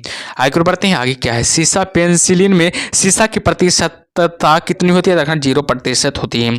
पोर्टलैंड सीमेंट में चूना, सिलिका और एल्यूमिना और फेरिक ऑक्साइड की मात्रा सही अनुक्रम में है तो रखना CO और सिलिका हो गया, एल्यूमिना हो गया और फेरिक ऑक्साइड हो गया। ठीक है। पोर्टलैंड सीमेंट में जिप्सम मिलाने में से मदद मिलती है तो रखना सीमेंट के शीघ्र जमने में। याद रखना सीमेंट के शीघ्र जमने में हो जाएगा। सीमेंट बनाने के लिए किस के मिश्रण को खूब तप्त किया जाता है तो रखना चूना, पत्थर का और मृतिका का। कांसा प्राय मूर्तियों और पदकों के निर्माण में प्रयुक्त होता है, जबकि पित्तल बर्तनों, वैज्ञानिक उपकरणों, कार्टिज के बनाने में प्रयुक्त होता है। पित्तल और कांसा को दोनों ताम्रयुक्त मिश्र धातु हैं। याद रखना दोनों क्या है? ताम्रयुक्त मिश्र धातु हैं। यद्यपि तथापि उनकी रासायनिक संरचना अंतर इस रूप में है कि पित्तल में जस्ता और कांसे में टीन का अतिरिक्त अंश होता है। पित्तल में किसका होता है? तो जस्ता का अतिरिक्त अंश होता है और कांसे में किसका अतिरिक्त अंश होता है? तो टीन का अतिरिक्त अंश होता है। तो ध्यान दीजिएगा सबको। ठीक है, चलिए आगे बढ़ते हैं। आगे क्या है? जो प्लास्टर ऑफ पेरिस का रासायनिक रूप से ये रखना calcium sulphate. Plaster of Paris रासायनिक रूप से ये रखना कैल्शियम सल्फेट। जस्ते से एक बर्तन पर विद्युत लेपन की विधि में बर्तन को ऋण ध्रुव और तथा शुद्ध जस्ते को धन ध्रुव बनाया जाता है। सोने को घोला जा सकता है नाइट्रिक एसिड तथा हाइड्रोक्लोरिक एसिड के मिश्रण में। मायोग्लोबिन में कौन सी धातु होती है? याद रखना लोहा होती है। आगे बढ़ते हैं। आगे क्या है? जो पदार्थ जो अणुशक्ति से संबंधित नहीं है तो क्रोमियम है, जो कि अणुशक्ति से संबंधित नहीं है। फ्यूजर तार किससे बनती है? तो टीन और सीसा के मिश्र धातु से बनती है। फ्यूजर तार है जो किससे बनती है? तो रखना टीन और सीसा की मिश्र धातु से बनती है।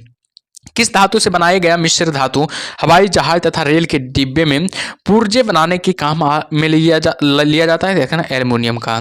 चलिए आगे बढ़ते हैं। आगे क्या है? जो स्वचालित वाहन निर्वातक का सर्वाधिक अविषाणु धातु प्रदूषक है तो देखना लेड हो जाएगा। अगर बात किया जाए पित्तल में कौन सी धातुएं होती है? तो देखना तांबा और जस्ता होती हैं। पित्तल में कौन सी धातुएं होती है? तो तांबा और जस्ता होती है। अगर बात किया जाए इलेक्ट्रॉनिक सोल्डरन प्रक्रिया में सोल्डर के रूप में प्रायः कौन से पदार्थ प्रयोग में लाए जाते हैं? तो शीशा और टीन लाए जाते हैं। धातुएं सुचालक होती है क्योंकि उनमें मुक्त इलेक्ट्रॉन होते हैं। उनमें क्या होती है? तो मुक्त इलेक्ट्रॉन होते हैं। और बात किया जाए मुख्य शोधनों तथा टूथपेस्टों में कौन सा यौगिक आमतौर पर प्रयोग किया जाता है? तो सुहागा यौगिक है, जो कि आमतौर पर प्रयोग किया जाता है। चुंबक बनाने के लिए कौन सी मिश्र धातु का प्रयोग किया जाता है? देखना एलिनको का। याद रखना एलिनको का प्रयोग किया जाता है। आगे बढ़ते हैं। आगे क्या है? जो आगे बाबू कांच को गहरा नीला रंग किससे मिलता है? तो देखना कोबाल्ट ऑक्साइड से। कांच को गहरा नीला रंग किससे मिलता है? तो देखना कोबाल्ट ऑक्साइड से गहरा नीला रंग मिलता है। अगर बात किया जाए असद लेपन क्या होता है? तो देखना लोहे पर जस्ता चढ़ाना। असद लेपन क्या होता है? तो देखना लोहे पर क्या करना? जस्ता को चढ़ाना, यह असद लेपन कहलाता है। अगर बात किया जाए यूरेनियम के रेडियो एक्टिव विद्युतन के फलस्वरूप अंततः क्या बनता है? तो शीशा बनता है।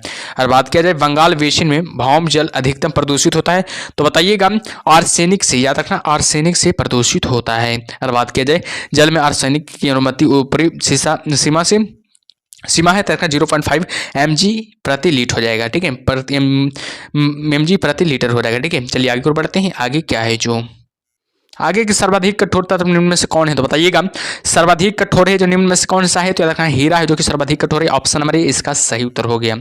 चलिए आगे बढ़ते हैं। आगे क्या है? प्लास्टर ऑफ पेरिस का रासायनिक सूत्र क्या होता है? बताइएगा। प्लास्टर ऑफ पेरिस का रासायनिक सूत्र होता है CaSO4 1/2H2O होता है। CaSO4 1/2H2O होता है। ऑप्शन नंबर बी इसका सही उत्तर हो गया। चलिए आगे बढ़ते हैं। आगे क्या है? जो आगे बाबू की निम्नलिखित में से किस धातु को प्राप्त करने हेतु बॉक्साइड अयस्क है? तो याद रखना है इसका सही उत्तर क्या हो जाएगा? एल्युमिनियम का। ऑप्शन नंबर क्या हो जाएगा? सी इसका सही उत्तर हो जाएगा। चलिए आगे बढ़ते हैं। आगे क्या है? जो आगे है सूचीबद्ध प्राकृतिक रूप से घटित होने वाला पदार्थ को सूची 2 तत्व से सम्मिलित कीजिए तथा सूचियों के दिए गए कूट का प्रयोग कर सही उत्तर चुनिए। तो याद रखिएगा इसका सही उत्तर क्या होगा? बताइएगा पहले इसका सही उत्तर क्या होगा? डी होगा बाबू। याद रखिएगा ऑप्शन नंबर डी हो जाएगा, यानी कि ए से मिलेगा। याद रखिएगा हीरा है याद रखना, कार्बन का अपरूप है याद रखें। संगमरमर किससे मिलेगा तो बताइएगा, संगमरमर किससे मिलेगा, सभी बताइएगा। संगमरमर किससे मिलेगा तो याद रखना कैल्शियम से। बालू किससे मिलेगा तो बताइएगा, बालू किससे मिलेगा, सिलिकॉन से मिलेगा, सिलिकॉन से मिलेगा। और मानिक मिलेगा जो कि एल्युमिनियम से मिलेगा। तो इसलिए ऑप्शन नंबर डी इसका सही उत्तर हो गया। ठीक है, चलिए आगे बढ़ते हैं। आगे क्या है, जो टांका एक मिश्र धातु है, बताइएगा। टांका एक मिश्र धातु है, किसका तो रखना, टीन तथा शीशे का। टांका एक मिश्र धातु है, किसका तो रखना, टीन तथा शीशे का। ऑप्शन नंबर क्या हो जाएगा, सही उत्तर हो जाएगा। ठीक है, चलिए आगे बढ़ते हैं। आगे क्या है, जो आगे के पीतल निम्न की मिश्र धातु है, तो याद रखना ऑप्शन नंबर सी, तांबा और जस्ता की मिश्र धातु है। ऑप्शन नंबर क्या हो जाएगा, सी सही उत्तर हो जाएगा। याद रखिएगा ऑप्शन नंबर क्या हो जाएगा, सी इसका सही उत्तर हो जाएगा। चलिए आगे बढ़ते हैं बाबू। आगे क्या है, जो आगे है कि पीतल में कौन सी धातुओं का संयोग होता है, तो याद रखना ऑप्शन नंबर सी, तांबा और जस्ता का। बाबू याद रखना तांबा और जस्ता धातु का संयोग होता है। ऑप्शन नंबर सी इसका सही उत्तर हो गया। चलिए आगे बढ़ते हैं। आगे क्या है, जो स्टेनलेस स्टील मिश्र धातु है, तो याद रखना ऑप्शन नंबर सी, यानी कि लोहा, क्रोमियम, मैग्नीज एवं कार्बन का। लोहा, क्रोमियम, मैग्नीज एवं कार्बन का। ऑप्शन नंबर क्या हो जाएगा, सी इसका सही उत्तर हो जाएगा। चलिए आगे बढ़ते हैं। जंग लगने पर लोहे का भार क्या होता है, याद रखिएगा। जंग लगने पर लोहे का भार क्या होता है, बढ़ता है। याद रखिएगा ऑप्शन नंबर ए इसका सही उत्तर हो गया। ठीक है, चलिए आगे बढ़ते हैं। आगे क्या है, जो बाबू आगे कांच होता है, याद रखना अति शीतत द्रव है। याद रखना कांच क्या होता है, अति शीतत द्रव होता है। लेंस किससे बनता है, तो रखना फिल्टन कांच से। लेंस किससे बनता है, तो रखना फिल्टन कांच से बनता है। अगर बात किया जाए फायरेक्स कांच को अत्यधिक समर्थ बनाने के लिए निम्न में से क्या उत्तरदायी है, तो याद रखना बोरेक्स उत्तरदायी हो जाएगा। चलिए आगे बढ़ते हैं। आगे क्या है, जो आगे है बाबू की कांच प्रबलित प्लास्टिक बनाने के लिए किस प्रकार के कांच का प्रयोग किया जाता है, तो रखना रेशा कांच का प्रयोग किया जाता है। फोटोक्रोमेटिक कांच में किसकी उपस्थिति के कारण काला रंग होने का गुणधर्म होता है, तो रखना रजत ब्रोमाइड का। याद रखना रजत ब्रोमाइड का हो जाएगा। चलिए आगे बढ़ते हैं। आगे क्या है जी, अगला टॉपिक का नाम है अधातु और उनके अवगिक। याद रखिएगा बेहद इंपॉर्टेंट है, याद रखिएगा धातु की तरह ही। ठीक है, यानी कि 10वां टॉपिक की तरह भी ये भी बेहद इंपॉर्टेंट है। याद रखिएगा इस पे, इसको भी ध्यान दीजिएगा। याद रखिएगा इसको भी ध्यान दीजिएगा। ठीक है, तो चलिए शुरू करते हैं। सेशन को लाइक कर दीजिए, आप लोग सेशन को लाइक करते रहिए। ठीक है, और चैनल को सब्सक्राइब भी कर दीजिए और क्लास को थोड़ा शेयर भी कर दीजिए आप लोग। ठीक है, तो चलिए शुरू करते हैं। शुद्ध जल होता है, याद रखना उदासीन होता है। शुद्ध जल जो होता है, याद रखना है उदासीन होता है। शुद्ध जल का पीएच मान कितना होता है, याद रखना है 7 होता है। इससे आगे जाने वाले को क्या कहा जाता है, बताइएगा। इससे आगे जाने वाले को क्या कहा जाता है, इसमें 7 से जो अधिक रहेगा उसको क्षार कहा जाता है। याद रखिएगा 7 से जो अधिक रहेगा उसको क्षार कहा जाता है। 7 से जो पीछे रहता है तो याद रखना क्या कहा जाता है, अम्ल कहा जाता है। 7 से जो पीछे रहता है उसको क्या कहा जाता है, अम्ल कहा जाता है। तो ध्यान दीजिएगा सबको। ठीक है, तो शुद्ध जल होता है, याद रखना है उदासीन होता है। शुद्ध जल का पीएच मान कितना होता है, 7 होता है। अभी बताएं शुद्ध जल का पीएच मान कितना होता है, 7 होता है। 10 मोल जल का द्रव्यमान है, तो रखना 180 ग्राम हो जाएगा। 10 मोल का जल का द्रव्यमान क्या होता है, तो याद रखना 180 ग्राम हो जाएगा। पानी का घनत्व अधिकतम होता है, तो याद रखना 4 डिग्री सेंटीग्रेड पर। पानी का घनत्व अधिकतम होता है 4 डिग्री सेंटीग्रेड पर। अगर बात किया जाए हाइड्रोजन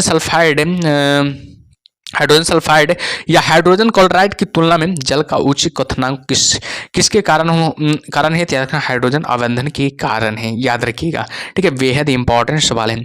चलिए आगे बढ़ते हैं बाबू। आगे क्या है, जो आगे की जल का रासायनिक सूत्र क्या होता है, याद रखना H2O होता है, जो कि जल की रासायनिक सूत्र होता है। पानी में नमक मिलाने पर पानी के क्वथनांक और हिमांक क्या हो जाता है, क्रम से बढ़ और घट जाएंगे। पोटेशियम परमैंगनेट जल को कीटाणु रहित बना देता है। पोटेशियम परमैंगनेट जल को क्या बना देता है, कीटाणु रहित बना देता है। समुद्री जल से शुद्ध जल किस प्रकार प्रक्रिया द्वारा प्राप्त किया जा सकता है, रखना आसवन द्वारा प्राप्त किया जा सकता है। चलिए आगे बढ़ते हैं। आगे क्या है, जो आगे बाबू की जल की अस्थायी कठोरता का कारण है, याद रखना कैल्शियम तथा मैग्नीशियम के बाइकार्बोनेट्स। कैल्शियम तथा मैग्नीशियम के क्या बाइकार्बोनेट्स हो जाएगा। अगर बात किया जाए एक नाभिकीय रिएक्टर में भारी जल का क्या कार्य होता है, तो रखना न्यूट्रॉन की गति को कम करना होता है। याद रखना न्यूट्रॉन की गति को क्या करना रहता है, रखना कम करना होता है। आगे बढ़ते हैं। भारी जल होता है में इससे अभिप्राय है, रखना भारी पानी वह होता है जिसमें हाइड्रोजन का स्थान उसका समस्थानिक ले लेता है। भारी जल एक प्रकार का है, रखना मंदक है। भारी जल है जो एक प्रकार का क्या होता है, मंदक होता है। कार्बन है एक प्रकार का अधातु है। कार्बन एक प्रकार का क्या है, याद रखना अधातु हो जाएगा। जब सभी जैव यौगिकों का अनिवार्य मूलतः तत्व है, रखना कार्बन हो जाएगा। हीरा और ग्रेफाइट किसके अपरूप है, रखना कार्बन का अपरूप हो जाएगा। हीरा और ग्रेफाइट किसके अपरूप है, तो हमेशा याद रखिएगा कार्बन का अपरूप हो जाएगा। पेंसिलिन का लेड है, रखना ग्रेफाइट है। पेनिसिलिन का लेड क्या है, तो याद रखना प्रकार का ग्रेफाइड है। नाभिकीय रिएक्टर में किस मंदक के रूप में प्रयोग किया जाता है, तो रखना ग्रेफाइड को मंदक के रूप में क्या किया जाता है, प्रयोग किया जाता है। रेडियो कार्बन डेटिंग से किसका निर्धारित होता है, तो रखना जीवाश्मों की आयु का निर्धारित होता है। कच्ची चीनी को रंग विहीन करने हेतु प्रयोग किया जाता है, देखना एनिमल चारकोल का। याद रखिएगा एनिमल चारकोल का। भूरा कोयला कहा जाता है, याद रखना लिग्नाइट को भूरा कोयला कहा जाता है। लिग्नाइट को भूरा कोयला कहा जाता है। कोयला कितने प्रकार का होता है, 4 प्रकार तक का होता है। याद रखना लिग्नाइट, एंथ्रासाइट, बिटुमिनस और बताइएगा एक ठो आउट कोयला का नाम क्या है, लिग्नाइट, एंथ्रासाइट, लिग्नाइट, बिटुमिनस और एक ठो सबसे घटिया कोयला पीट हो जाएगा। भूरा कोयला कहा जाता है, याद रखना लिग्नाइट को कहा जाता है। मुलायम कोयला के नाम से जाना जाता है बिटुमिनस। याद रखना है मुलायम कोयला को नाम से कौन जाना जाता है, बिटुमिनस जाना जाता है।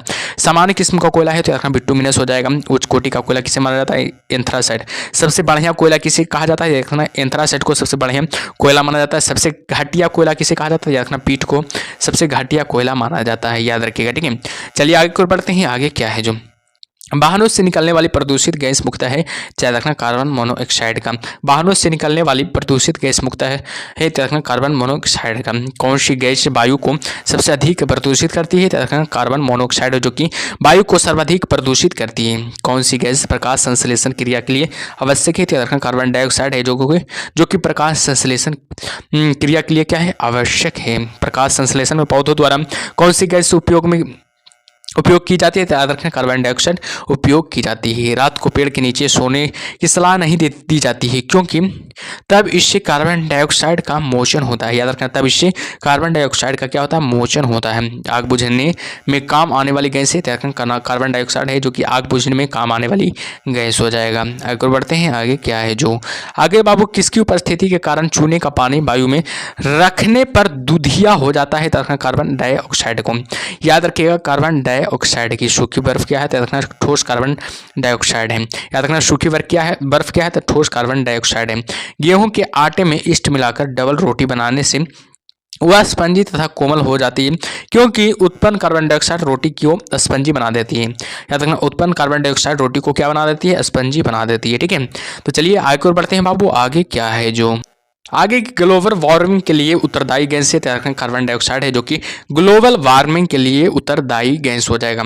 संगणकों के आईसी चिप्स प्राय बनाए जाते हैं सिलिकॉन से। क्वार्टज किससे बनता है, कैल्शियम सिलिकेट से क्वार्टज बनता है। चलिए आगे और बढ़ते हैं। आगे क्या है, जो आगे है बाबू की विभिन्न प्रकार के कांचों निर्माण में प्रयुक्त होने वाला मुख्य घटक कौन सा हो जाएगा, सिलिका हो जाएगा। वायुमंडलीय हवा में सबसे प्रचुर घटक है, नाइट्रोजन हो जाएगा।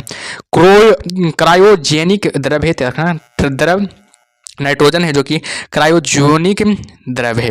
आकाश में बिजली चमकने पर कौन सी गैस उत्पन्न होती है, एनोड गैस उत्पन्न होती है। और बात किया जाए प्रकाश रासायनिक धूम कोहरे बनने के समय कौन सी एक गैस उत्पन्न होती है, नाइट्रोजन ऑक्साइड गैस उत्पन्न होती है। और बात किया जाए तड़ित के कारण कौन सी प्रतिक्रिया होती है, नाइट्रोजन एवं ऑक्सीजन की प्रतिक्रिया से नाइट्रोजन के ऑक्साइड बनते हैं। एक समान वायुमंडल गैसीय प्रदूषक को उस समय बहुत उपयोगी पाया गया है जब वह शरीर की कोशिका में उत्पन्न होता है। इससे हृदय रोग की चिकित्सा होती है और इससे आश्चर्यजनक ड्रग याद रखना वियाग्राम विकसित हुआ। इसकी खोज पर वैज्ञानिकों को 1938 का औषधि विज्ञान नोबेल पुरस्कार भी मिला था। यह कौन सी गैस है, याद रखना नाइट्रिक ऑक्साइड हो जाएगा। यह कौन सी गैस है, याद रखना नाइट्रिक ऑक्साइड हो जाएगा। आगे बढ़ते हैं। आगे क्या है, डॉक्टरों द्वारा एनेस्थीसिया के रूप में प्रयोग होने वाला हास्य गैस है, याद रखना नाइट्रस ऑक्साइड हो जाएगा। अम्लीय वर्षा का कारण है NO2 प्लस SO2 हो जाएगा। किस कारण स्टोन कैंसर होता है, याद रखना अम्लीय वर्षा के कारण होता है। गोताखोर सांस लेने के लिए किन गैसों के मिश्रणों का प्रयोग करते हैं, याद रखना ऑक्सीजन तथा हीलियम का प्रयोग करते हैं। गोताखोर सांस लेने के लिए किन गैसों के मिश्रण का प्रयोग करते हैं, तो याद रखना ऑक्सीजन तथा हीलियम का प्रयोग करते हैं। आगे और बढ़ते हैं। आगे क्या है, जो दम्मा के रोगी को वायु के स्थान पर क्या दी जाती है, तो याद रखना हीलियम और ऑक्सीजन दी जाती है। अस्पतालों में कृत्रिम सांस लेने के लिए ऑक्सीजन किन गैसों का मिश्रण होता है? याद रखना ऑक्सीजन और हीलियम का मिश्रण होता है। मानव अस्थि का मुख्य तत्व है, याद रखना फॉस्फोरस पी हो जाएगा। ठीक है, चलिए आगे बढ़ते हैं। आगे क्या है जो आगे बाबू, पक्षियों की हड्डियों का पाउडर उर्वरक रूप के रूप में काम में लाया जाता है क्योंकि यह भरपूर होता है फॉस्फोरस से। दिया सलाइयों के निर्माण में प्रयुक्त होता है, तो देखना लाल फॉस्फोरस हो जाएगा। हड्डियों एवं दांतों में लगभग 50% होता है कैल्शियम फॉस्फेट। युद्ध में धुएं का पर्दा बनाने के लिए किसका प्रयोग किया जाता है? PH3 का। अमोनिया एक गुण कौन सा है? इसके जलीय विलयन में लाल लिटमस नीला हो जाता है। चलिए आगे बढ़ते हैं। आगे क्या है जो आगे है बाबू कि जल में आसानी से घुलनशील है, तो यार अमोनिया है जो कि जल में आसानी से घुलनशील है। घरेलू परिस्थिति तर में समानता कौन सा परिस्थितिक प्रयोग मिलाता है? तैरखना अमोनिया हो जाएगा। अश्रु गैस से तैरखना अमोनिया है जो कि अश्रु गैस है। पीतल के बर्तन की कलाई करते समय गर्म बर्तन की सफाई के लिए प्रयोग किए जाने वाली अमोनियम क्लोराइड चूर्ण से निकाले जाने वाला धुआं कौन सा है? तो तैरखना अमोनिया और हाइड्रोक्लोरिक एसिड हो जाएगा। ठीक है, तो चलिए आगे और बढ़ते हैं बाबू। आगे क्या है जो आगे है एक अज्ञात गैस जल में शीघ्रता से घुल जाती है। गैस युक्त जलीय घोल में लाल लिटमस नीला हो जाता है। यह गैस हाइड्रोजन क्लोराइड के साथ सफ़ेद धूम भी देती है। यह अज्ञात गैस कौन सा होगा? NH3 हो जाएगा।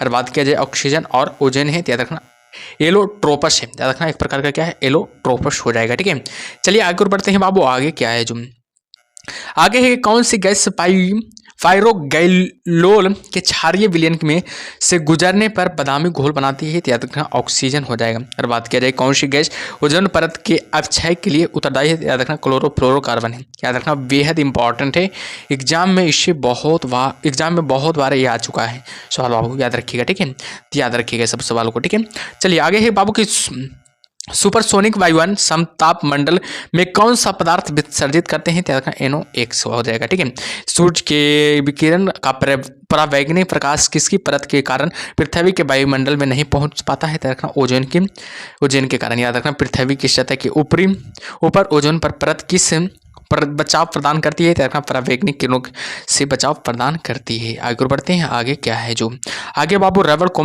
बल निगृहित करने के लिए प्रयुक्त तत्व है? त्याग सल्फर हो जाएगा। और बात की जाए चांदी के पात्रों का काला पड़ जाना वायुमंडल में किस गैस की उपस्थिति के कारण होता है? त्याग रखना H2S का गैस की उपस्थिति के कारण होता है। कौन सी गैस वायुमंडल में अम्लीय वर्षा की उत्पत्ति के लिए उत्तरदायी है? तो रखना H2O गैस हो जाएगा। ठीक है, H2O गैस हो जाएगा। चलिए आगे बढ़ते हैं। आगे बाबू वायु में किसकी अधिकतम होने पर पेड़ों की पत्तियों काली होकर गिर जाती है? तो देखना SO2 का। एक शुष्क सेल में किसका इलेक्ट्रॉन लाइटस की तरह से इस्तेमाल होता है? तो याद रखना मैग्नीशियम क्लोराइड एवं जिंक क्लोराइड का। याद रखिएगा मैग्नीशियम क्लोराइड एवं जिंक क्लोराइड का रसायनों का सम्राट कहलाता है। याद रखना सल्फ्यूरिक अम्ल रसायनों का क्या कहलाता है? सम्राट कहलाता है। याद रखिएगा। ठीक है, आगे बाबू रसायन उद्योग में कौन सा तेजाब मूल रसायन माना जाता है? H2SO4 जो कि मूल रसायन माना जाता है। एक कार बैटरी में प्रयुक्त विद्युत अपघटय होता है? तो याद रखना सल्फ्यूरिक अम्ल अपघटय होता है। बैटरियों में कौन सा एसिड संग्रहित होता है? तो याद रखना सल्फ्यूरिक एसिड संग्रहित होता है। तनुगंधा कमल की जस्त में के साथ प्रतिक्रिया के परिणाम स्वरूप उत्पन्न होती है? तो याद रखना हाइड्रोजन गैस उत्पन्न होती है। आगे देखते हैं। आगे क्या है जो आगे बाबू की शर्करा और सल्फ्यूरिक अम्ल की अभिक्रिया से शुद्ध रूप से प्राप्त होता है कार्बन प्राप्त होता है। क्लोरीन याद रखना संदूषित जल में क्लोरीन को थोड़ी मात्रा में मिलाना।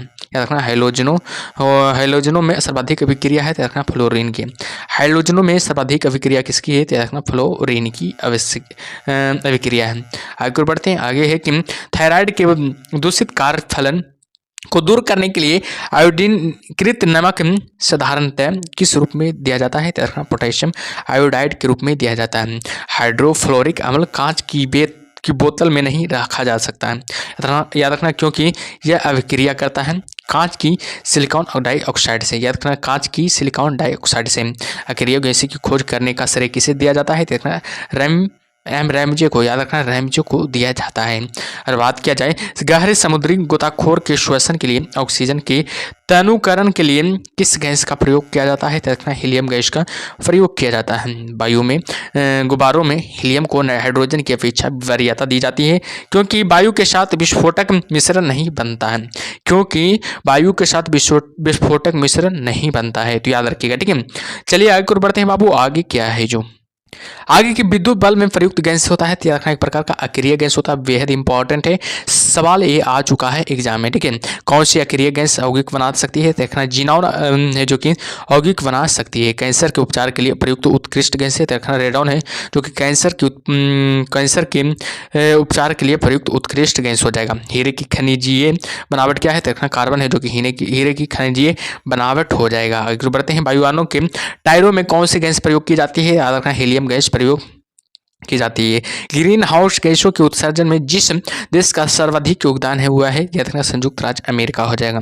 ओजोन परत मुख्यतः जहां अवस्थित रहती है हुआ है स्ट्रेटोस्फीयर हो जाएगा। वह क्या है, स्ट्रेटोस्फीयर हो जाएगा। भारी पानी की खोज किसने की थी, याद रखना HC यूरे ने की थी। भारी पानी की खोज किसने की थी, HC यूरे ने की थी, याद रखिएगा। आगे है कठोर जल से कैल्शियम और मैग्नीशियम निकालने की प्रक्रिया को कहते हैं फिल्ट्रेशन कहते हैं। कठोर जल से कैल्शियम और मैग्नीशियम निकालने की प्रक्रिया को क्या कहते हैं, फिल्ट्रेशन कहते हैं। तापीय विद्युत केंद्र का मुख्य गैसीय प्रदूषक है, याद रखना SO2 हो जाएगा, याद रखना SO2 हो जाएगा। हीरा और ग्रेफाइट होते हैं अपरूप होते हैं, याद रखना हीरा और ग्रेफाइट क्या होते हैं, एक दूसरे के क्या होते हैं, अपरूप होते हैं। आगे बाबू वनस्पति तेल से डालडा या वनस्पति घी बनाने में कौन सी प्रक्रिया इस्तेमाल की जाती है, तो याद रखना हाइड्रोजनीकरण, याद रखना हाइड्रोजनीकरण प्रक्रिया इस्तेमाल की जाती है। वनस्पति घी के औद्योगिक उत्पादन में कौन सी विधि काम में लाई जाती है, तो रखना अपचयन विधि है जो कि काम में लाई जाती है। वायुमंडल में हाइड्रोजन क्यों नहीं पाई जाती है, यह सबसे हल्की गैस है इसलिए वायुमंडल में हाइड्रोजन नहीं पाई जाती है बाबू, याद रखिएगा। ठीक है, चलिए आगे और बढ़ते हैं। आगे क्या है जो आगे है कि यह पृथ्वी के वायुमंडल में कार्बन डाइऑक्साइड न हो तो भूपृष्ठ का क्या तापमान है, तो वर्तमान में से कम हो जाएगा। बैटरी में किस एक एसिड का प्रयोग किया जाता है, तो हाइड्रोक्लोरिक एसिड का प्रयोग किया जाता है। जल का शुद्धतम रूप है, तो वर्षा का जल हो जाएगा, जल का शुद्धतम रूप हो जाएगा। चलिए आगे बढ़ते हैं बाबू। आगे क्या है जो ध्यान दीजिएगा, अगला प्रश्न। विसंक्रमण के बाद जल में उपलब्ध क्लोरीन की मात्रा को कहते हैं, याद रखना अवशिष्ट क्लोरीन कहते हैं। सिगरेट के धुएं का मुख्य प्रदूषक क्या है, तो रखना कार्बन मोनोऑक्साइड और बेंजीन हो जाएगा। सिगरेट के धुएं का मुख्य प्रदूषक क्या है, देखना कार्बन मोनोऑक्साइड और बेंजीन हो जाएगा। पौधे नाइट्रोजन को किस रूप में लेते हैं, देखना नाइट्रस के रूप में लेते हैं। पौधे नाइट्रोजन को किस रूप में लेते हैं, देखना नाइट्रस के रूप में लेते हैं। यदि पृथ्वी पर पाई जाने वाली वनस्पतियां समाप्त हो जाए तो किस गैस की कमी होगी, देखना ऑक्सीजन गैस की कमी हो जाएगी, याद रखिएगा। ठीक है, चलिए आगे बढ़ते हैं। आगे क्या है जो आगे बाबू ऑटोमोबाइल द्वारा निष्कासित मुख्य नुकसान दे गैस जिसे वायु प्रदूषण होता है कौन सी है, याद रखना कार्बन मोनोऑक्साइड हो जाएगा। कौन सी गैस न्यूनतम तापमान पर द्रव में बदल जाती है, याद रखना हाइड्रोजन है जो कि न्यूनतम तापमान पर द्रव में बदल जाती है। बारूद एक मिश्रण होता है नाइटर सल्फर और चारकोल का। बारूद एक मिश्रण होता है नाइटर सल्फर और चारकोल का एक मिश्रण होता है। नाभिकीय रिएक्टरों में ग्रेफाइट का प्रयोग किया जाता है, याद रखिएगा। विमंदक के रूप में किया जाता है, याद रखिएगा, विमंदक के रूप में किया जाता है।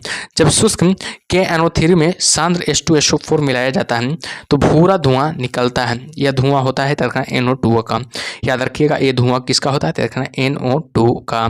द्रवण के वल्कनीकरण के लिए उसमें मिलाया जाता है, देखना सल्फर मिलाया जाता है। और बात किया जाए पुरातात्विक खोजों को के काल निर्धारण के लिए किसका प्रयोग किया जाता है, देखना कार्बन का प्रयोग किया जाता है।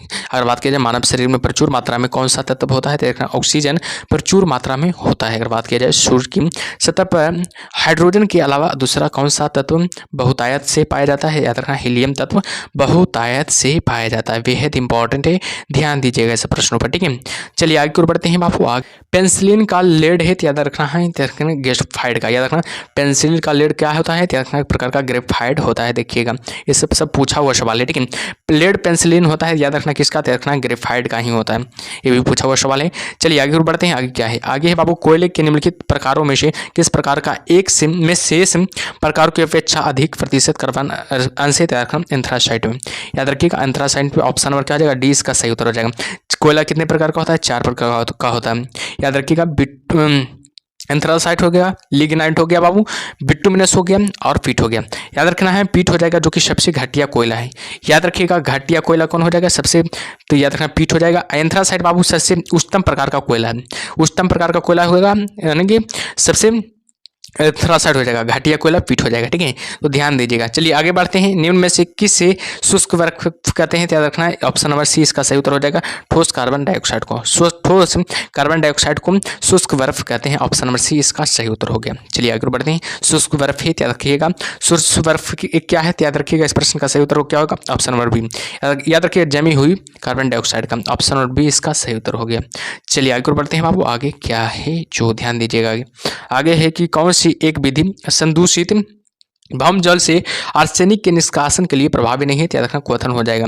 इलेक्ट्रिक बल्ब के निर्माण में किस कांच का प्रयोग किया जाता है, फिल्टन कांच का प्रयोग किया जाता है, बेहद इंपॉर्टेंट है और जान लीजिएगा, ठीक है। इलेक्ट्रिक बल्ब के निर्माण में किस कांच का प्रयोग किया जाता है, फिल्टन का प्रयोग किया जाता है। धातुएं समानता विद्युत की कुचालक होती हैं, परंतु ग्रेफाइट विद्युत का सुचालक है, क्योंकि इसमें शिथिलत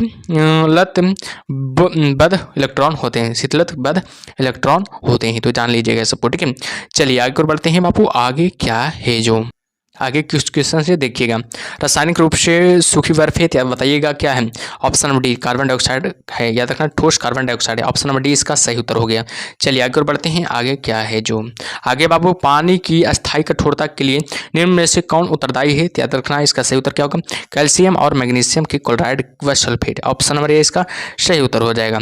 चलिए अगले प्रश्न को चलते हैं। अगला प्रश्न क्या है जो बाबू, अगला प्रश्न वनस्पति तेल से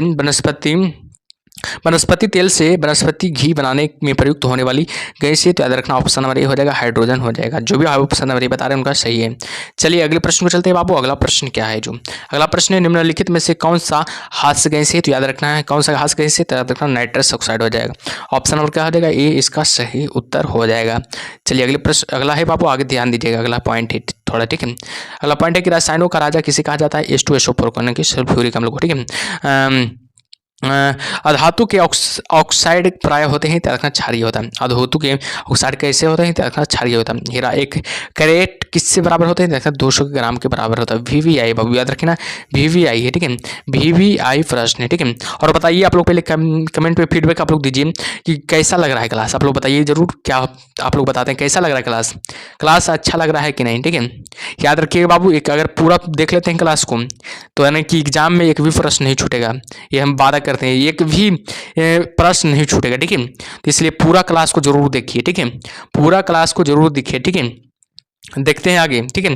फास्फोरस प्रचुरता से किस में पाया जाता है, देखना प्रोटीन बाबू, याद रखना प्रोटीन में पाया जाता है। आगे बढ़ते हैं कि कौन सा पदार्थ एक अति शीतल द्रव है, याद रखना कांच है जो कि एक अति शीतल द्रव है। स्फटिक किसका क्रिस्टलीय रूप है, याद रखना सिलिका का क्रिस्टलीय रूप है। वह गैस जो वनस्पति के निर्माण में प्रयुक्त होता है वह है हाइड्रोजन हो जाएगा। तत्व जो उर्वरक में नहीं पाया जाता है, क्लोरीन है जो कि तत्व जो उर्वरक में नहीं पाया जाता है। चलिए आगे बढ़ते हैं। आगे क्या है जो आगे के एक साँड़ के बीज को कृत्रिम गर्भधारण हेतु रखना चाहिए तरल नाइट्रोजन में, याद रखना है एक साँड़ के बीज को कृत्रिम गर्भधारण हेतु रखना चाहिए तरल नाइट्रोजन में। अधातुओं में समानता कौन सा गुण पाया जाता है, भंगुरता का गुण पाया जाता है। अधातु में समानता कौन सा गुण पाया जाता है, तो याद रखना भंगुरता का गुण पाया जाता है। भाप अंगार गैस किसका मिश्रण होती है, तो याद रखना कार्बन मोनोऑक्साइड का मिश्रण और हाइड्रोजन का मिश्रण होती है। पराध्वनिक जेट प्रदूषण पैदा हो करता है, तो O3 परत को पतला करके, याद रखिएगा पायराइट गैस को जलाने से मिलती है, याद रखना सल्फर डाइऑक्साइड गैस मिलती है। ठीक है, आगे के हुआ हाइड्रोजन जिसका उपयोग पिड़हारी की तरह किया जाता है, उसका नाम क्या है? आयोडीन। याद रखिएगा आयोडीन हो जाएगा। ठीक है, तो चलिए 11 टॉपिक खत्म हो गया। ठीक है, आप लोग 1 से लेकर 11 टॉपिक तक देखें। 12वां टॉपिक का नाम क्या है?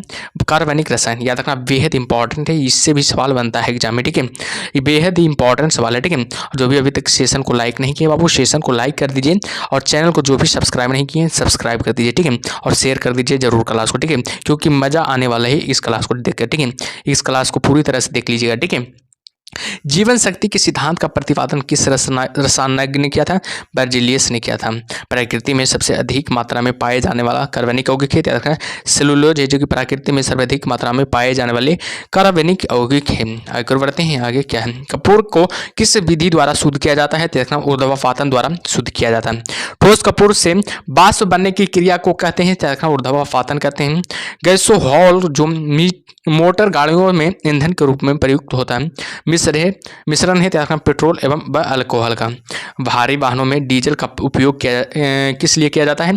याद रखिएगा उच्च क्षमता और आर्थिक बचत के लिए। याद रखना उच्च क्षमता और आर्थिक बचत के लिए किया जाता है। व्यापारिक वैसलीन किससे निकाला जाता है? देखना पेट्रोलियम से निकाला जाता है।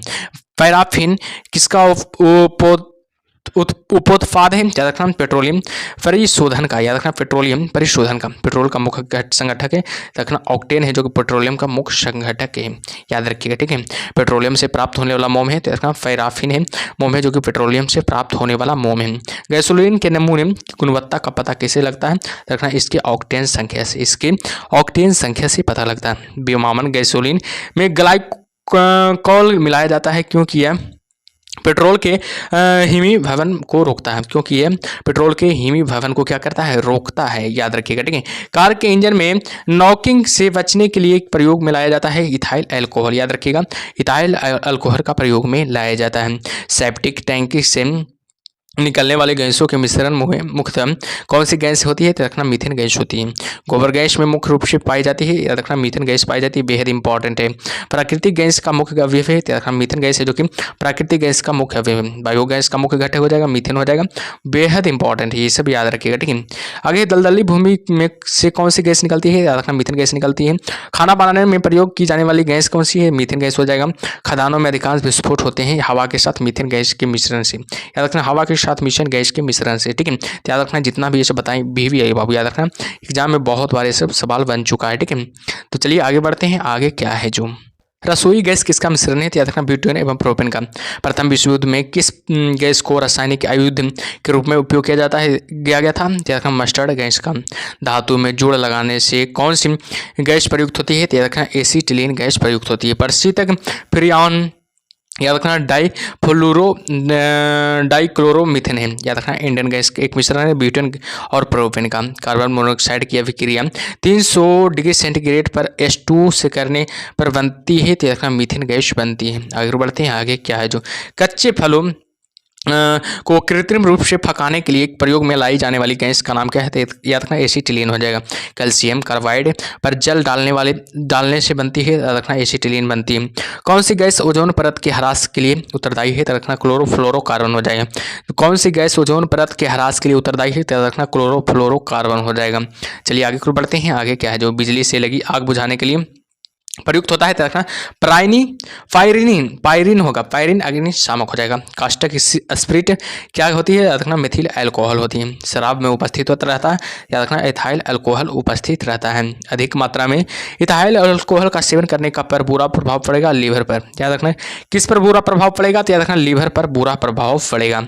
और बात किया जाए उन शराब त्रासदियों में जिनके परिणाम स्वरूप अंधता आदि होती है, हानिकारक पदार्थ हैं, त्याग रखना मिथाइल अल्कोहल का। टिंचर आयोडीन है, त्याग रखना आयोडीन के का। अल्कोहल विलियन का। विकृतिक अल्कोहल है, पानी के लिए ठोक नहीं, क्योंकि इसमें विषैले पदार्थ होते हैं। अल्कोहल खमीरेन का आखिरी उत्पादक क्या है? त्याग रखना इथाइल का अल्कोहल हो जाएगा। आगे बढ़ते हैं। आगे क्या है? जो आगे बाबू C2H5OH किसका रासायनिक सूत्र है? याद रखना इथाइल अल्कोहल का रासायनिक सूत्र है। मिथेनॉल किस नाम से जाना जाता है? तो याद रखना वुड अल्कोहल के नाम से जाना जाता है। शराब का निर्माण किस क्रिया के परिणाम स्वरूप होता है? तो याद रखना किण्वर क्रिया के परिणाम स्वरूप होता है। शीत प्रधान देशों में ऑटोमोबाइल्स के रेडिएटर्स में एंटीफ्रीज मिश्रण का इस्तेमाल किया जाता है। इस मिश्रण में क्या होता है, याद रखना पानी और इथिलीन ग्लाइकोल होता है। याद रखना पानी और इथिलीन ग्लाइकोल होता है, याद रखिएगा। और बात की जाए एल्डोल संघनन किसके बीच नहीं हो सकता है, तो रखना एक एल्डिहाइड व एक ईस्टर के बीच। याद रखना एक एल्डिहाइड और एक ईस्टर के बीच नहीं हो सकता है। कास्ट से प्राप्त पायरोलिग्नियस अम्ल में होता है, देखना 10% एसिटिक होता है। बायोडीजल के उत्पादन में कौन सी प्रक्रिया अपनाई जाती है, तो रखना ट्रांस एस्टेरिफिकेशन गैस कही जाती है। जब चींटियां काटती है तो वे अंतः क्षेपित करती है, तो रखना फॉर्मिक अम्ल में। ठीक है, मधुमक्खी के दंश से एक अम्ल छूटता है जिसके कारण दर्द और जलन होती है। यह अंतक्षेपित अम्ल कौन सा है, तो रखना मेथोनोइक अम्ल हो जाएगा। सिरके में कौन सा अम्ल उपस्थित होता है, तो रखना एसिटिक अम्ल उपस्थित होता है। सीरा अति उत्तम कच्चा माल है, तो रखना एसिटिक अम्ल के लिए। टमाटर सॉस में पाया जाता है ऑक्जेलिक अम्ल, याद रखना बेहद इंपॉर्टेंट है, याद रखना वीवीआई प्रश्न भाव। ठीक है, टमाटर सॉस में पाया जाता है ऑक्जेलिक अम्ल पाया जाता है। ठीक है, चलिए आगे बढ़ते हैं। आगे क्या है, जो आगे कि सिरके का प्रमुख घटक क्या है, तो रखना एसिटिक अम्ल है, जो कि सिरके का प्रमुख घटक है। सिरका होता है रखना जल में एसिटिक अम्ल का 5% विलयन होता है। यदि दूध को काफी समय तक बिना ढके रखा जाए तो दूध खट्टा हो जाता है। यह किसके कारण होता है, तो रखना लैक्टिक अम्ल के कारण होता है। मांसपेशियों में किस तरह के एकत्रित होने से थकावट होती है, तो लैक्टिक अम्ल के एकत्रित होने से थकावट आती है। नींबू खट्टा किस कारण से होता है, तो रखना साइट्रिक अम्ल के कारण नींबू क्या होता है, खट्टा होता है। तो याद रखिएगा, ये सब बेहद इंपॉर्टेंट है। ठीक है, आगे की मानव गुर्दे में बनने वाली पथरी प्राय बनी होती है, रखना कैल्शियम ऑक्जेलिक। डॉक्टरों की राय है कि गुर्दे एवं गॉल ब्लैडर की पथरी से पीड़ित व्यक्तियों को अधिक मात्रा में टमाटर, अंडे, दूध और गोभी आदि नहीं लेनी चाहिए ताकि क्रिस्टल न बन सके। तो क्या हो जाएगा, कैल्शियम ऑक्जेलिक। याद रखिए फोटोग्राफी में कौन सा अम्ल प्रयोग होता है, तो ऑक्जेलिक अम्ल प्रयोग होता है। तो ये सबको याद रखिएगा। ठीक है, चलिए आगे कर पढ़ते हैं बाबू। आगे क्या है, जो आगे पौधे की कोशिका में ऑक्जेलिक अम्ल किस रूप में होता है, तो कैल्शियम ऑक्जेलेट के रूप में होता है। आयोडोफॉर्म का प्रयोग किस रूप में किया जाता है, प्रतिरोधी के रूप में किया जाता है। यूरिया उर्वरक में नाइट्रोजन किस रूप में होता है, तो एमाइड के रूप में होता है।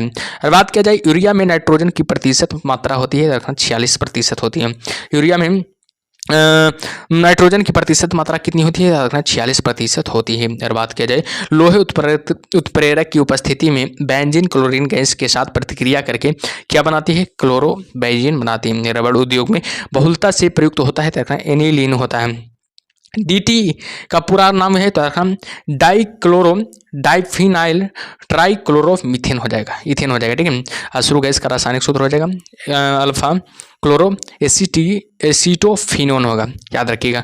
फलों के रस को सुरक्षित रखने के लिए किसका प्रयोग किया जाता है, बेंजोइक अम्ल का सुरक्षित किया जाता है। खाद्य पदार्थों के परिरक्षण हेतु कौन सा पदार्थ प्रयुक्त होता है, बेंजोइक अम्ल। पर आंसू गैस में प्रयुक्त होता है क्लोरोएसीटोक्यूसोन, याद रखना क्लोरो एसीटोक्यूसोन। भोपाल गैस त्रासदी के दौरान कौन सी गैस निकलती है, तो मिथिल आइसोम थाइसाइटेन गैस निकलता है, याद रखिएगा। ठीक है, नेप्थलीन का मुख्य स्रोत क्या है, तो कुलतार हो जाएगा। नेप्थलीन का मुख्य स्रोत क्या है, कुलतार हो जाएगा। टेफ्लॉन क्या है, तो फ्लोरोकार्बन हो जाएगा। प्राकृतिक रबड़ का बहुलक है, याद रखना आइसोप्रीन का। बुलेट प्रूफ जैकेट के निर्माण में किस बहुलक पदार्थ का उपयोग किया होता है, तो केवलर का अत्यधिक उपयोग होता है। वैकेलाइट फिनॉल किसका बहुलक है, तो फॉर्मिडीन का। प्लास्टिक उद्योग में प्रयुक्त होने वाला शब्द कौन है, यानी पीवीसी से तात्पर्य है पॉलीविनाइल क्लोराइड हो जाएगा। बरसाती किससे बनाया जाता है, पॉलीकार्बोनेट से बनाया जाता है। कौन सा प्लास्टिक खाने के पदार्थ को पैक करने में प्रयोग किया जाता है, पॉलीइथिलीन का।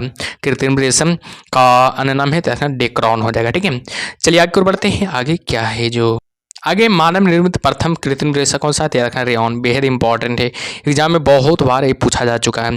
प्राकृतिक रबड़ किसका बहुलक है, आइसोप्रीन का प्राकृतिक रबड़ बहुलक है। रेयॉन के निर्माण में कौन सा मुख्य कच्चा माल प्रयोग किया जाता है, रखना सेलुलोज। फलों के मीठे स्वाद का कारण क्या है, फ्रैक्टोज। कार्बोहाइड्रेट किसके यौगिक है, कार्बन, ऑक्सीजन और हाइड्रोजन के हो जाएंगे। चलिए आगे देखते हैं। आगे क्या है, सूखने वाले तेलों में काफ़ी बड़ी मात्रा में होती है, असंतृप्त वसा अम्लों की। मिथिलेट स्पिरिट में केवल मेथनॉल होता है। क्या कथन सही है, नहीं। एमाइडो को किस अभिक्रिया द्वारा एमाइनो में बदला जाता है? हाफ मेन हो जाएगा। ग्लाइकोजेन, स्टार्च तथा ग्लूकोज किसके बहुलक हैं? याद रखें ग्लूकोज के, याद रखिएगा ग्लूकोज के बहुलक हो जाएंगे। अगर बात किया जाए वह औषधि कौन सी है जो दुश्चिंता को कम करती है और शांति प्रदान करती है? तो प्रशांतक हो जाएगा। साबुन निर्माण में होने वाली अभिक्रिया साबुनीकरण कहलाती है। मूलतः साबुन किसका सोडियम या पोटेशियम लवण है? याद रखना दीर्घ श्रृंखला मोनोकार्बोक्सिलिक अम्ल का, याद रखिएगा। ठीक है, चलिए आगे बढ़ते हैं बापू। आगे क्या है जो एक विद्यार्थी ने संयोगवश एसीटोन को अल्कोहल के साथ मिला दिया। एसीटोन एवं अल्कोहल के इस मिश्रण को कैसे अलग कर सकते हैं? रखना प्रभावजी आश्वासन द्वारा। ठीक है, तो चलिए आगे कुछ क्वेश्चन से देखिएगा क्वेश्चन को। ठीक है, किस द्रव को एकीकृत होने पर मांसपेशियों थकान का अनुभव करने लगती है? ऑप्शन नंबर ए लैक्टिक एसिड को। ठीक है, चलिए आगे देखते हैं अगला क्वेश्चन क्या है जो सिर का निम्न में से किस एक का जलीय घोल है? याद रखना ऑप्शन नंबर डी हो जाएगा, एसिटिक अम्ल का हो जाएगा। ऑप्शन नंबर जो भी डी बता रहे हैं उनका सही उत्तर हो गया। चलिए आगे बढ़ते हैं बाबू। आगे क्या है जो आगे कि सभी जैव यौगिक का अनिवार्य मूल तत्व है? तो ऑप्शन नंबर सी कार्बन हो जाएगा। ऑप्शन नंबर जो भी सी बता रहे हैं उनका सही उत्तर हो गया। चलिए आगे की ओर बढ़ते हैं बाबू। आगे क्या है? निम्नलिखित में से कौन सा रसायन फल पकाने में सहायता करता है? तो रखना इथेनॉल हो जाएगा, याद रखिएगा इथेनॉल हो जाएगा। ऑप्शन नंबर ए इसका सही उत्तर हो जाएगा। चलिए आगे और बढ़ते हैं। आगे क्या है जो निम्नलिखित में से युग्म में से कौन सा सुमेलित नहीं है? तो बताइएगा निम्नलिखित युग्म में से कौन सा सुमेलित नहीं है? तो याद रखिएगा ऑप्शन नंबर ए हो जाएगा फ्लोरीन युक्त कार्बन यौगिक। ऑप्शन नंबर ए इसका सही उत्तर हो जाएगा।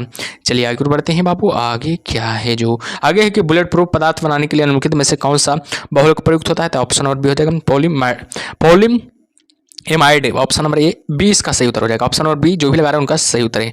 ठीक है, तो चलिए बाबू क्लास एंड हो गया, यानी कि फिजिक्स का क्लास केमिस्ट्री का क्लास खत्म हुआ।